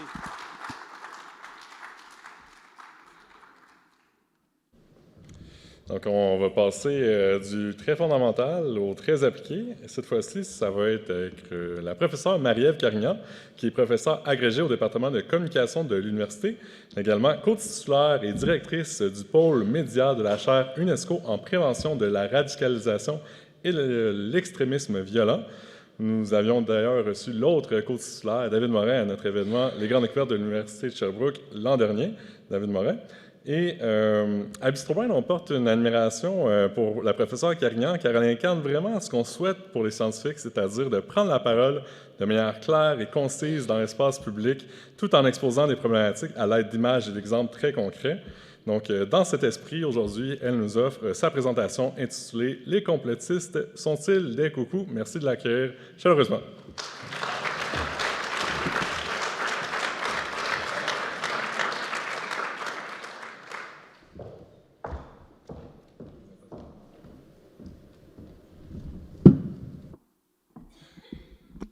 Merci. Pas du tout de pression. On passe dans un autre univers que le quantique, que visiblement, j'ai encore beaucoup de défis à bien comprendre, malgré les cours de communication scientifique que je donne à certains collègues en institut quantique. Bonjour tout le monde. Donc, avant de répondre à la question qui nous intéresse tous, les complotistes sont-ils des coucous? Je vais répondre à l'autre question qui vous intéresse sans doute. Qu'est-ce qui m'est arrivé à la face? C'est pas en essayant d'arrêter un avion qui allait répondre des chemtrails que je me suis fait ça. C'est pas non plus en essayant d'empêcher Bill Gates de m'implanter une puce. C'est tout bête. J'ai fait un mauvais virage en m'entraînant à la natation, puis j'ai frappé le fond de la piscine. Donc, si on peut dire que je suis gaffeuse, on ne peut pas dire que les complotistes sont des coucous. Et je vais vous dire pourquoi aujourd'hui. D'abord, qu'est-ce qui fait en sorte qu'on s'intéresse au complot? Bien, naturellement, on est tous fascinés par les complots. C'est humain, c'est dans notre nature d'être fasciné par ça, parce que les complots, ça veut dire qu'on a la main sur quelque chose de caché, quelque chose de secret qu'on ne connaît pas et qui nous fascine. Ça nous fait dire qu'on est en train de révéler une histoire dont on ne maîtrisait pas les codes et que là, tranquillement, oups, on peut reprendre le contrôle puis peut-être dire à tout le monde la vérité, révéler un secret qu'ils ne connaissaient pas. Et ça donne du pouvoir, c'est fascinant, donc c'est attirant, les complots. Et à quel point c'est attirant? Toute la culture populaire est construite autour des complots. Pensez à tous les livres, tous les films, toutes les séries télévisées que vous consommez. La majorité d'entre elles sont basées sur des complots. X-Files, c'est tous les complots de présence extraterrestre qu'on cache autour de nous. Combien de séries sont basées sur l'assassinat de JFK qui serait un complot caché? Combien de séries sont basées sur un complot à la Maison-Blanche qu'on essaye de déjouer? C'est assez normal que quand on évolue dans l'univers du complot depuis qu'on est né, puis que notre culture populaire est axée sur le complot, bien, on a tendance à aller chercher autour de nous ces complots-là. C'est d'autant plus intéressant que le complot, par définition, qu'est-ce qui fait en sorte? Chaque théorie complotiste, thèse complotiste, on pourrait débattre, est-ce que c'est vraiment une théorie? Un complot, dans le fond, c'est l'explication d'un phénomène. Et ça va toujours inclure un bouc émissaire. Donc, c'est le propre du complot. On essaye d'expliquer le complot par quelqu'un qui tire les ficelles en secret de ce qui se passe, du problème auquel on est confronté, du phénomène auquel on fait face. Et ces boucs émissaires-là sont fascinants aussi, parce que souvent, ça va être des célébrités. Prenez Hillary Clinton, une femme politique puissante.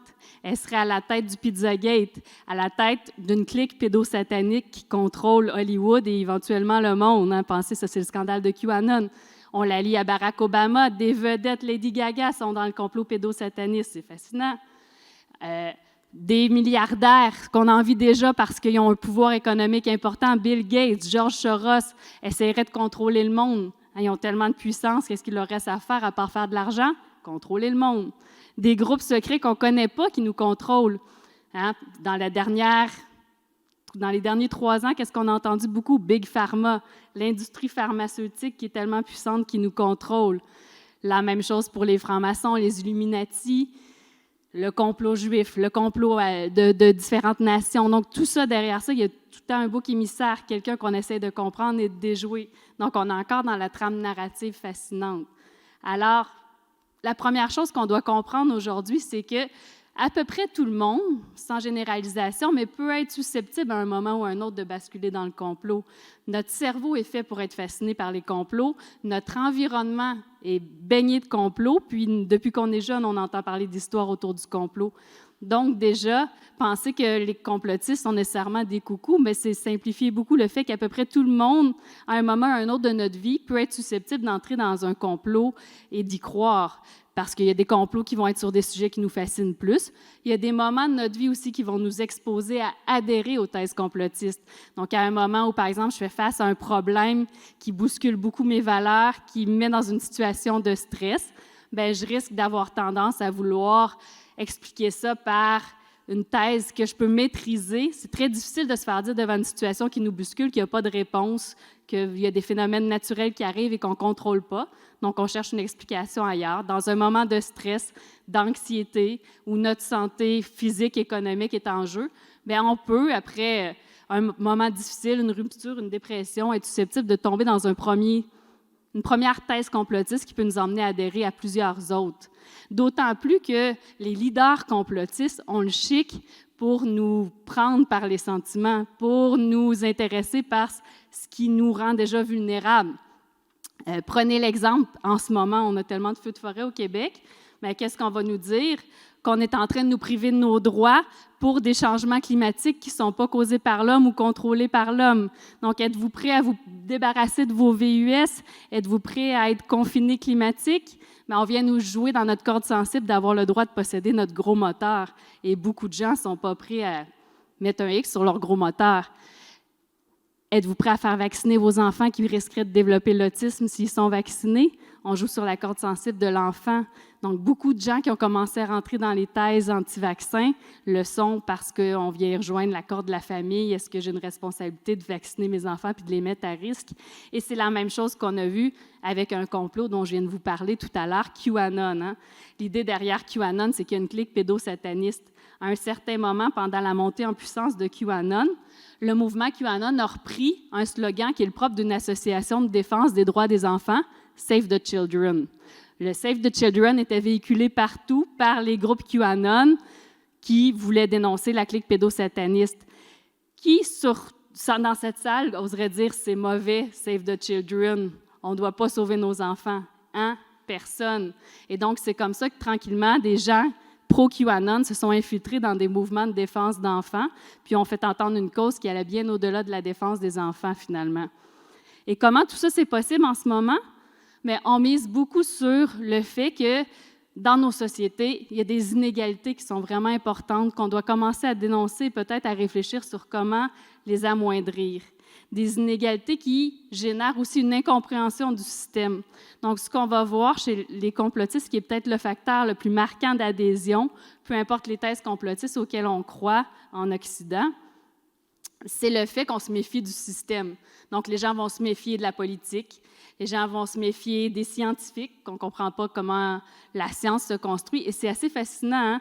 Quand on regarde nos données des dernières années avec la charte UNESCO-PREV, ce qu'on voit, c'est que les gens qui n'adhèrent pas aux thèses complotistes ont de plus en plus confiance après la pandémie envers les scientifiques, parce qu'on se dit que les scientifiques ont tellement mis la main à la roue pour faire avancer la science pendant la pandémie, on voit l'importance de la science.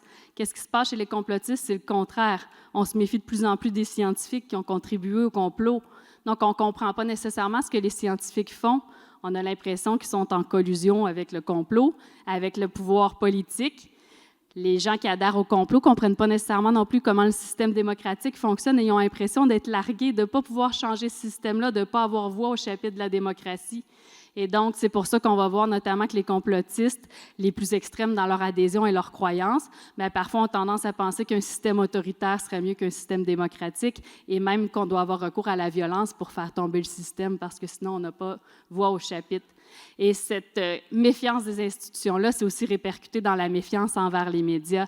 Donc, on voit vraiment chez les adhérents très convaincus aux complotistes l'idée que les médias, c'est des pouvoirs qui sont en collaboration avec le gouvernement, ce qui n'a pas été aidé dernièrement par l'actualité politique, disons-le, mais donc de penser que le financement des médias fait en sorte que les médias ne sont pas neutres dans leur contenu, alors que beaucoup de gens ignorent que les médias ont un code de déontologie, que les journalistes protègent très jalousement leur indépendance journalistique, même si des erreurs journalistiques existent.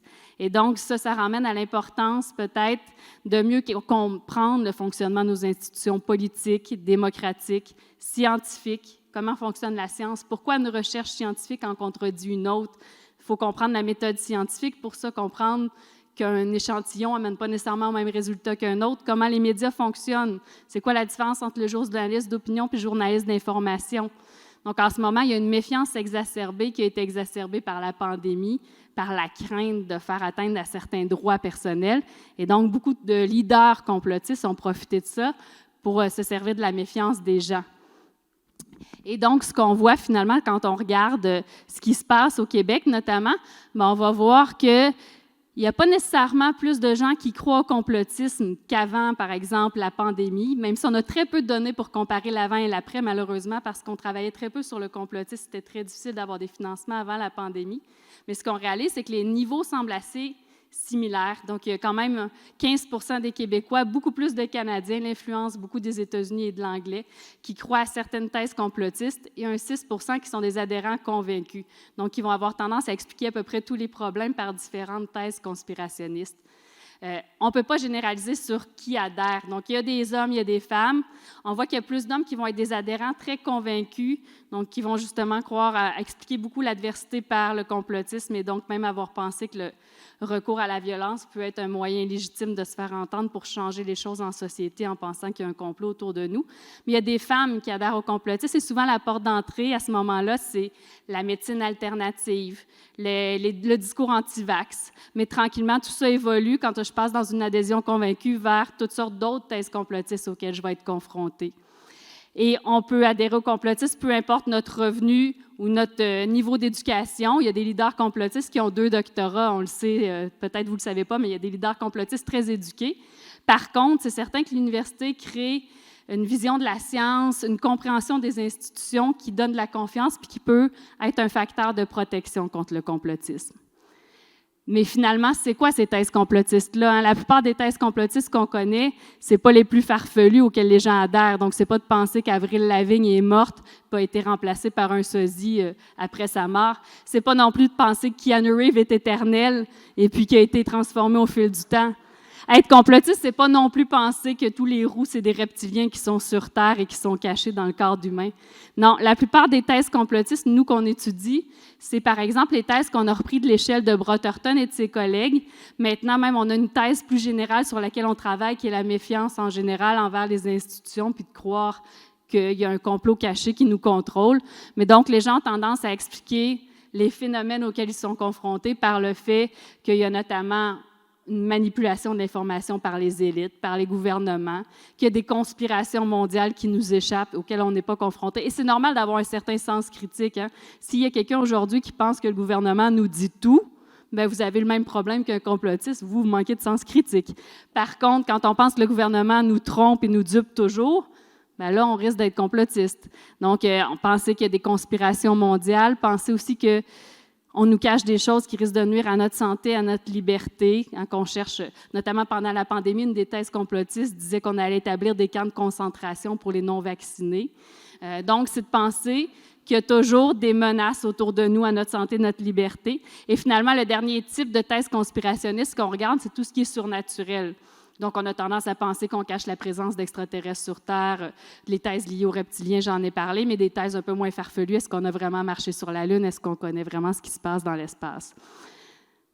Tout ça pour dire, parce que je vois le temps filer, on ne peut pas dire que les complotistes sont des coucous. Les complotistes sont des gens qui, à un certain moment de leur vie, sont vulnérables et sont de plus en plus exposés, notamment à cause des réseaux sociaux numériques, à cause des crises auxquelles on est de plus en plus confrontés et qui nous donnent beaucoup d'instabilité et d'incertitude. Bien, à un moment ou à un autre, sont exposés à être insécures et donc à chercher des messages alternatifs et de facto adhérer à des thèses conspirationnistes. Et en tant que chercheur, qu'est-ce qu'on peut faire pour contrer ça? Mais en tout cas, avec plusieurs collègues, on essaie de faire notre part à petite échelle. Et je vous invite à aller voir si vous ne connaissez pas la science d'abord, Science Up First, sur Internet. On est sur à peu près toutes les grandes plateformes de réseaux sociaux. C'est une initiative qu'on a partie avec des collègues pour justement vulgariser le consensus scientifique. On s'est dit, si à notre échelle, on peut changer les choses, c'est déjà ça. Et si dans l'univers de fausses nouvelles puis de thèses complotistes qui circulent, on peut essayer de pousser l'information qui est basée sur des consensus scientifiques, mais qui est l'objet de beaucoup de désinformation, faisons-le. C'est ce qu'on essaye avec la science d'abord. On le sait que ça ne va pas détruire et déboulonner toutes les thèses conspirationnistes et toutes les fausses nouvelles qui circulent, mais au moins si les chercheurs essayent, comme aujourd'hui, de vulgariser la science, de partager les consensus scientifiques, mais peut-être qu'à notre échelle, on peut changer les choses pour aider les gens à être un peu moins susceptibles à adhérer au complot et par-dessus tout, penser que n'importe qui peut être complotiste, mon frère, ma sœur, mon ami, mon collègue. Donc, la première chose à laquelle il faut penser, c'est être bienveillant, puis essayer peut-être de comprendre qu'est-ce qui a mené cette personne-là à adhérer. Parce que l'important, c'est peut-être pas ses croyances, c'est peut-être ce qui l'a mené à adhérer à cette vision complotiste des choses-là. Merci.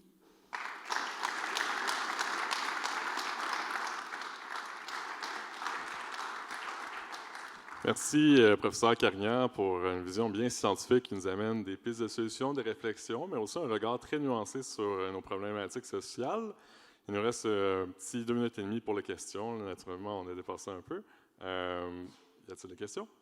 Oui, Justine. Bonjour, j'ai une question assez simple. en parlant du complotisme, c'est un peu dans la nature humaine de se poser la question. Par exemple, moi, mon frère petit me volait mes tacos que je laissais dans le frigo. Je savais que c'était lui. Je faisais un complot, c'est lui qui l'a volé, c'est sûr, c'est lui qui l'a mangé. En fait, c'est un peu dans la nature humaine. Donc moi, c'est un peu la question de... Est-ce que c'est pas utopiste de vouloir penser qu'on peut changer la nature humaine et donc d'éviter de combattre un peu l'idée du complotisme ou du racisme ou tout ça, étant donné que c'est depuis... D'autant qu'on se souvient, se souvenir, ben c'est dans la nature humaine, quoi. Bien, oui, le cerveau est fait pour, avec toutes sortes de biais cognitifs que je n'expliquerai pas aujourd'hui, mais qu'on aborde notamment justement dans le livre, avoir tendance à croire naturellement au complot. Mais il y a quand même des façons de protéger les gens, de croire à certaines informations qu'on sait d'avance qui sont fausses.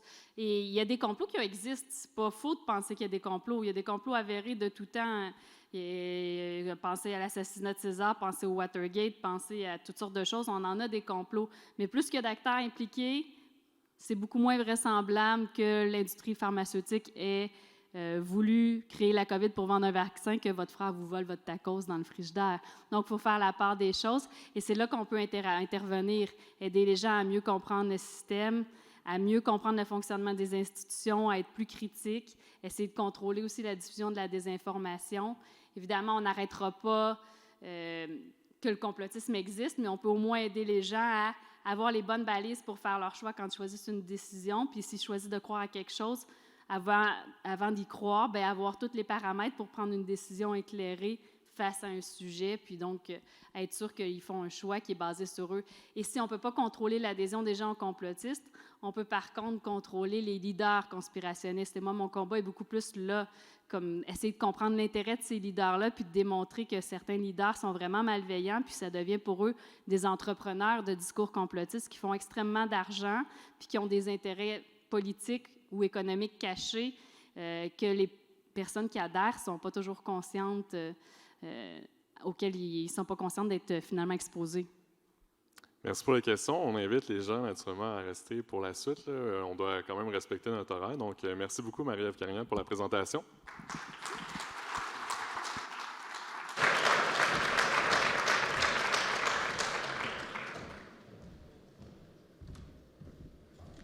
Déjà une dernière présentation, ça a tellement passé vite. On y va cette fois-ci avec Sébastien Rodrigue. On l'a sélectionné parce qu'on l'a vu justement dans les médias populaires. Il a été nommé Découverte scientifique de l'année, pas sa personne, mais ses travaux de recherche, naturellement, quoi qu'on pense que c'est quand même une belle personne. Hein? Il est professeur au département de biologie de l'université et sa présentation se nomme « Résistance aux antibiotiques, combattre le feu par le feu ».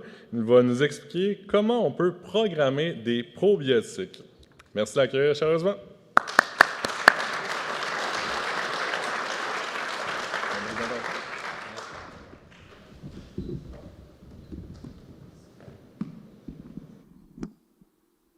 Bonsoir tout le monde. Avant de commencer, je voudrais remercier toute l'équipe de Bistro Brain pour la belle soirée puis pour l'opportunité de vous parler des travaux de mon équipe.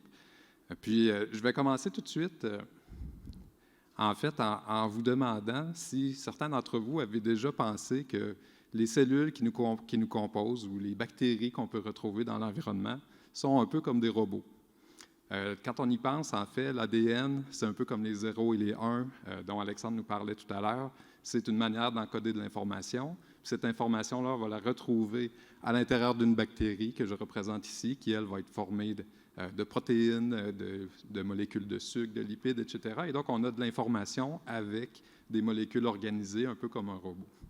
Bien, si on pense à des robots, ou en fait, si on pense à des bactéries, on peut s'imaginer les comprendre suffisamment pour ensuite les manipuler, les reprogrammer, puis les amener à faire des actions qui vont être intéressantes pour nous. Puis aujourd'hui, je vais vous parler d'abord d'un concept plus général sur lequel mon labo travaille, puis ensuite, je vais aller plus vers la découverte de l'année.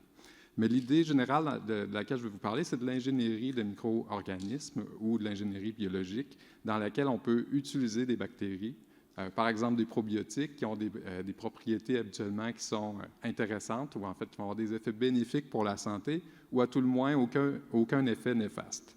Et si on part de cette bactérie probiotique, on peut utiliser des méthodes qu'on appelle de biologie synthétique, où on va leur rajouter des morceaux d'ADN qui encodent l'information, que je représente ici avec des rectangles ou avec les cercles, qui vont s'ajouter au châssis ou à la bactérie probiotique de base et qui vont lui permettre d'avoir ensuite des activités thérapeutiques. Et une activité thérapeutique, ça peut être par exemple sécréter une molécule anti-inflammatoire, ça peut être trouver un pathogène ou ça peut être trouver des cellules cancéreuses, puis ensuite avoir un moyen de les éliminer.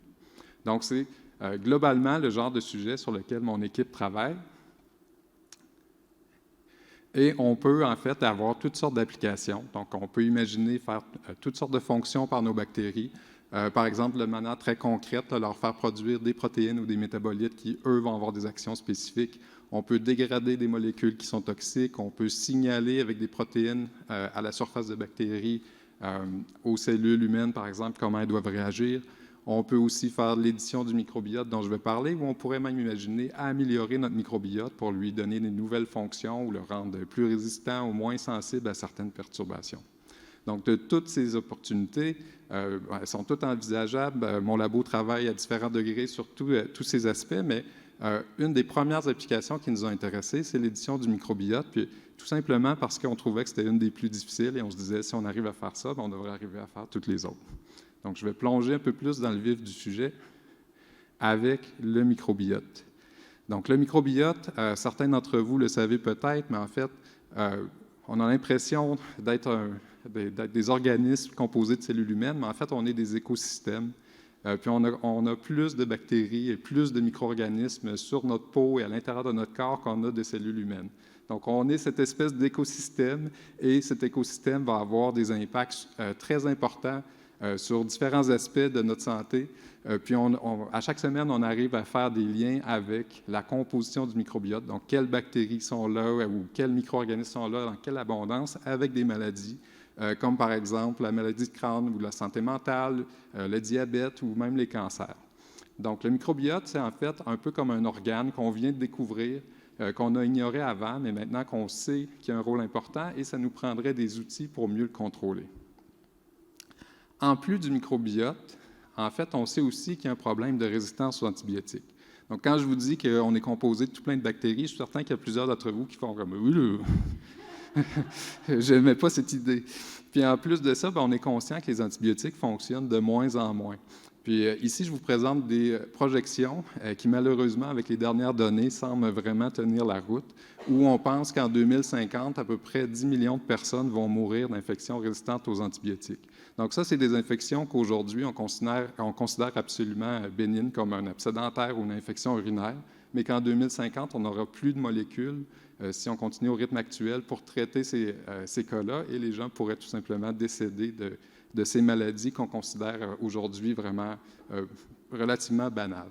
Puis 10 millions de personnes, pour vous donner un exemple, en fait, c'est plus que le nombre de décès qui vont être liés au cancer en 2050, et ce n'est pas parce qu'on s'attend de guérir le cancer, malheureusement, d'ici 2050. Donc, à partir de là, ma présentation parlait de combattre le feu par le feu, donc je vais faire une petite explication de quel est le feu dont je veux parler aujourd'hui. Puis pour en parler, en fait, je veux expliquer un peu d'où vient la résistance aux antibiotiques. Puis je vais parler de deux phénomènes. Puis je vais y aller avec le premier qui est peut-être un peu plus intuitif, mais que malheureusement, je n'exploiterai pas, mais je vais quand même l'expliquer pour le besoin de la cause, où on va avoir ce qu'on appelle la transmission verticale. Donc, si j'ai une bactérie ici qui est bleue, qui est non résistante à un antibiotique, éventuellement, elle va se diviser, puis elle va donner une cellule fille qui devrait être non résistante ou susceptible à l'antibiotique, mais il arrive par moment qu'il va y avoir des mutations. Puis cette mutation-là va faire que la bactérie ici devient résistante, et je la représente en rouge. Puis éventuellement, cette bactérie-là va se diviser, puis elle va donner d'autres bactéries résistantes. Mais vous pouvez voir que ce processus-là est quand même relativement lent. Donc ça prend des divisions, ça prend du temps, il faut qu'il arrive des mutations. Ce n'est pas quelque chose qui est si fréquent. Par contre, le feu dont je veux vous parler, on appelle ça le transfert horizontal. Et là, vous allez voir, l'échelle de temps est quand même pas mal différente. Alors, regardez bien ce qui va se passer. Tout le monde est devenu résistant. Donc, si vous avez cligné des yeux, je vais repasser ça un peu plus lentement. Qu'est-ce qui s'est passé exactement? Vous avez tous déjà joué à la tag quand vous étiez jeune. Là, ici, on va avoir une bactérie qui est résistante.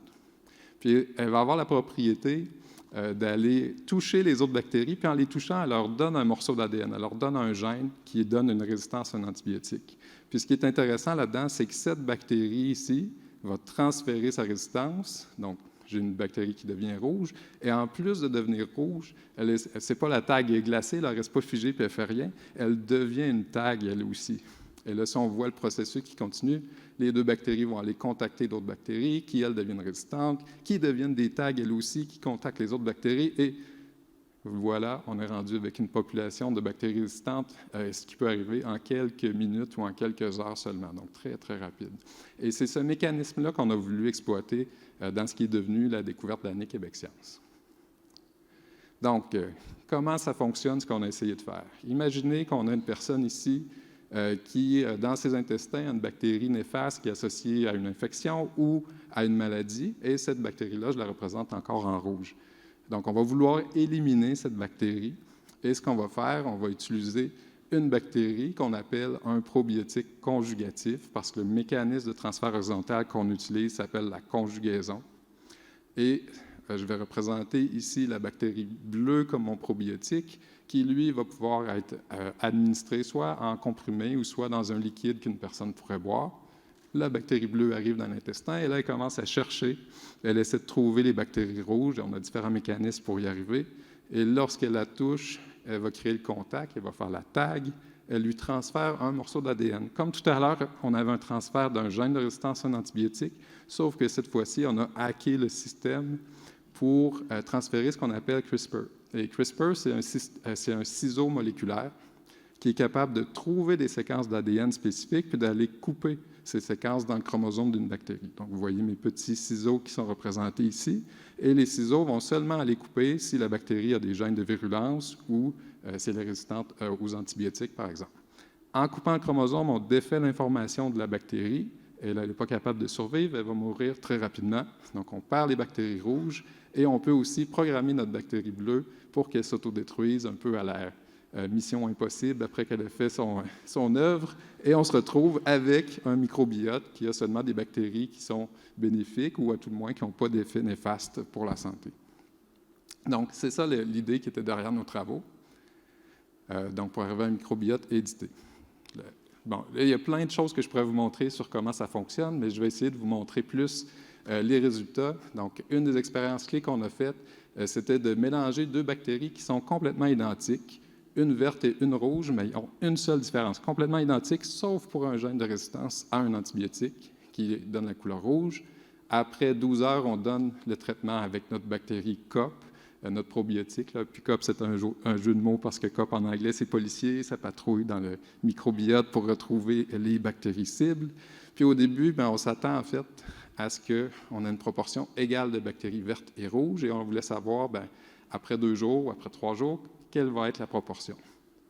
Donc, les résultats, premier essai, on voit que la bactérie verte a continué de coloniser le système digestif. Et là, plutôt que d'avoir 100 on a 138 alors que la bactérie rouge qu'on voulait éliminer, elle est à 1,9 Donc ça nous dit 2 choses. Premièrement, qu'on est capable d'éliminer les bactéries cibles, donc ça fonctionne, mais en plus, le système est spécifique parce qu'une bactérie complètement identique, sauf pour le gène de résistance à l'antibiotique, elle n'est pas du tout affectée. Donc tout ça, c'était chez la souris, au départ avec des bactéries qui ne causaient pas nécessairement d'infection. C'était bien d'avoir 98 d'efficacité, mais là, on voulait améliorer tout ça pour être encore meilleur que les antibiotiques actuels. Et on a fait ce qu'on appelle l'évolution accélérée, où on a utilisé différents moyens de créer des mutations, que je représente par la petite étoile ici. Et là, on a fait des mutagénèses, où en gros, tout ça, ce que ça veut dire, c'est qu'on a fait faire des transferts, on a fait de la sélection naturelle, on a gardé les mutants qui étaient les plus adaptés ou les plus efficaces. Et donc, en faisant des transferts, et ça nous a donné ce que je vais appeler ici le super COP, avec sa cape qui était encore 100 fois plus efficace que notre bactérie de base. Donc, on venait de gagner 100 fois d'efficacité. Et à partir de là, on éliminait plus de 99,9 des bactéries cibles, ce qui était en fait meilleur que les antibiotiques. Donc, je vois le temps qui file. Je vais aller un peu vite. Je vais vous épargner les graphiques un peu plus compliqués. Je vais aller avec un schéma très simple. Si on fait une expérience dans une souris avec Citrobacter odonttium, qui est un peu comme la maladie du hamburger des souris. On peut voir que si on lui donne Citrobacter, en fait, avant qu'on lui donne Citrobacter, il n'y a pas de symptômes, donc tout va bien pour la souris, elle est contente, tout est normal. Si je lui donne Citrobacter, elle va l'ingérer, on va avoir une bactérie qui va se diviser, et là, on va avoir des symptômes, et la bactérie commence à trouver ça un peu moins, la souris commence à trouver ça un peu moins drôle pour les 2 semaines qui suivent. Avec notre système, en fait, c'était la ligne en mauve, je le résume encore une fois, notre souris, qui est contente au début, on lui donne le Citrobacter, on attend une journée ou 2, on lui donne le Super-Cop. Super-Cop arrive à la rescousse, tue la bactérie pathogène, s'auto-élimine lui-même, et les souris restent contentes tout le temps. Donc, c'était un peu le punch du papier. Il y a plein d'autres choses qu'on a fait autour de ça. Mais si j'ai une chose à vous dire avant de terminer, c'est que tout ça, ça reste un exemple. Puis, ce que je veux vous montrer, c'est qu'au 20e siècle, on a utilisé beaucoup les molécules, les antibiotiques, l'aspirine, la chimiothérapie. Donc, on utilise les molécules, mais au 21e siècle, ce qu'on est capable de faire avec nos connaissances maintenant, c'est de prendre des probiotiques, prendre des cellules humaines, leur donner des circuits génétiques, les programmer pour avoir des fonctions intéressantes, et les prochaines générations de drogues, finalement, risquent d'être des bactéries vivantes qu'on a programmées pour ce genre d'application. Donc, je vais citer Alexandre qui disait le quantique rend l'impossible possible. Je dirais la biologie synthétique rend l'impossible possible. Puis, je vais conclure en remerciant les collaborateurs, professeur Vincent Burrus en biologie, Alfredo Menendez en microbiologie, les étudiants qui ont travaillé sur l'article, Kevin Ney, qui a fait une très, très grande partie du travail, vraiment un excellent étudiant, Nancy Allard, il y avait aussi Patricia Roy, Frédéric Grenier. Puis tout ça a donné une compagnie qui s'appelle Tatum Biosciences, qui au départ a commercialisé ou a tenté de commercialiser la technologie, mais rapidement on a eu des idées en oncologie et maintenant je suis assez content de vous dire qu'on arrive à guérir des tumeurs ou des cancers qui étaient intraitables avant avec cette technologie. Donc, le sky is the limit. Et voilà le reste de l'équipe.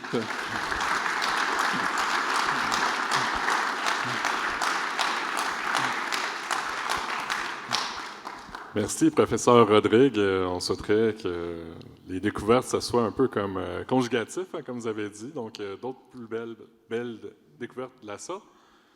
On va voir s'il y a eu des répercussions, des remous dans le public avec des questions érudites, peut-être. Une question juste à droite.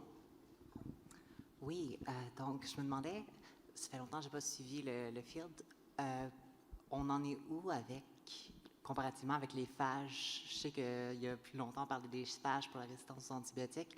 Là, avec cette technologie-là, est-ce qu'on surpasse le potentiel des phages économiquement ou en efficacité? C'est une excellente question. La réponse est, comme beaucoup de choses, ça dépend. Ça dépend de quelle infection, ça dépend un peu dans quel système. Les phages sont excellents, mais ils ont leur force et leur faiblesse. Je vais répondre avec quelques exemples. Si on parle d'une infection, par exemple, qui se retrouverait dans le système digestif, il faut probablement que j'ingère le phage. Le phage va devoir traverser l'estomac. L'estomac est excellent pour dégrader les protéines. C'est comme ça qu'on absorbe notre nourriture. Donc, probablement aucun phage ou très peu qui vont survivre à ce passage-là, et donc ça limite son spectre d'application. Notre bactérie probiotique, elle, traverse très bien le système digestif, elle s'adapte très bien, puis même s'il y en a une partie qui meurt, elle recolonise le système digestif, puis on lui donne 4 ou 5 jours à vivre dans le système, puis après ça, il s'autodétruit. Donc, on a un gain d'efficacité par là. Le phage va souvent muter, ou en fait, les récepteurs que le phage utilise vont muter, puis souvent, il va perdre l'efficacité. Donc, ça, c'est une autre faiblesse. Par contre, je vous invite à vous imaginer, si vous allez voir votre médecin, vous avez une bactérie dans le sang, vous avez une infection, est-ce que vous voulez que je vous mette plus de bactéries dans le sang? Probablement pas, mais le phage en injection dans le sang, la plupart des gens, je pense, ou en tout cas des médecins, seraient prêts à le faire. Donc, les phages progressent, la conjugaison progresse aussi. Au final, je pense que ce n'est pas une guerre entre les deux, c'est plus une complémentarité, puis avoir des solutions pour éviter d'arriver en 2050 avec tout plein de décès qu'on pourrait éviter si on développe correctement nos technologies. Le plus d'outils, le mieux. Exactement. Merci. On a le temps pour une dernière question très courte.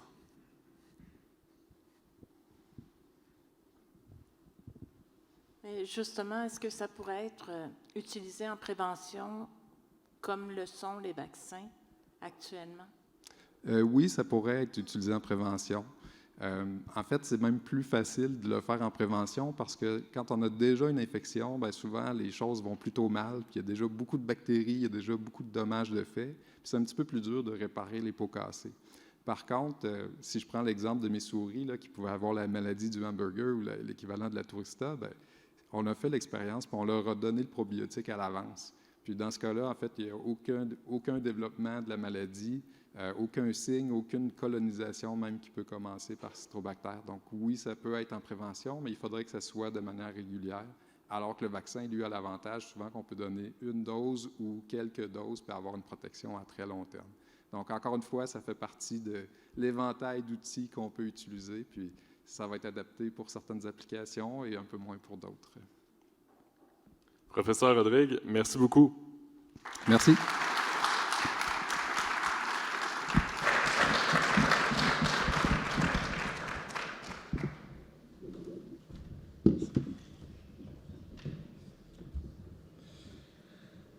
C'est ce qui mettait fin à notre séance de présentation de fin d'année à Bistro Brain. On vous remercie tout d'abord, vous, cher public, d'avoir été des nôtres ce soir. On a compté, vous étiez à peu près 73, on a dit 72, mais en tout cas, on va peut-être arrondir 72,5, fait qu'on va arrondir à hausse 73.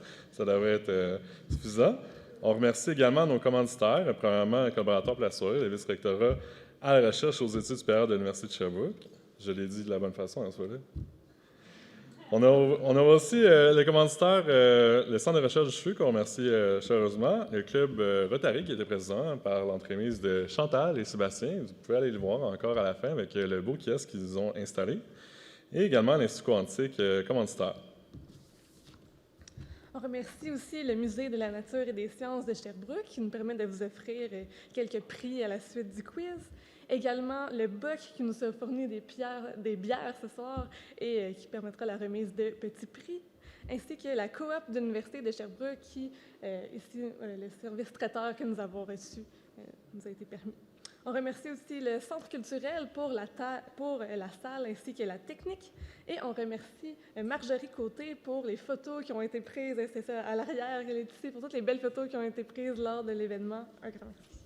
On remercie également toute l'équipe de Bistro Brain, les bénévoles présents, Marika à la co-animation. On avait également Anna-Ève et Gaëlle à l'accueil, Patricia et Loïc à la captation. En fait, c'est le plus Loïc qui a fait tout au long, mais merci quand même, Patricia. Hein? On avait également Maude et Marie-Claudel qui ont été là en backup. Et on avait aussi Alexis qui s'est ajouté à la vente de coupons, ainsi que Christophe. Je me remercie moi-même de n'avoir oublié aucune personne. Donc, je te laisse la parole. On remercie Alexis également à l'animation. Et on remercie aussi tous les bénévoles de Bistro Brain qui n'ont pas pu être là ce soir, mais qui ont fait partie de l'aventure tout au long de l'année. Donc, nous remercions Julie, Renato, Maud Emmanuel, Alex Roré et Charlie. Donc, un grand merci. Donc, pour tous ces remerciements-là, on va faire une bonne main d'applaudissements.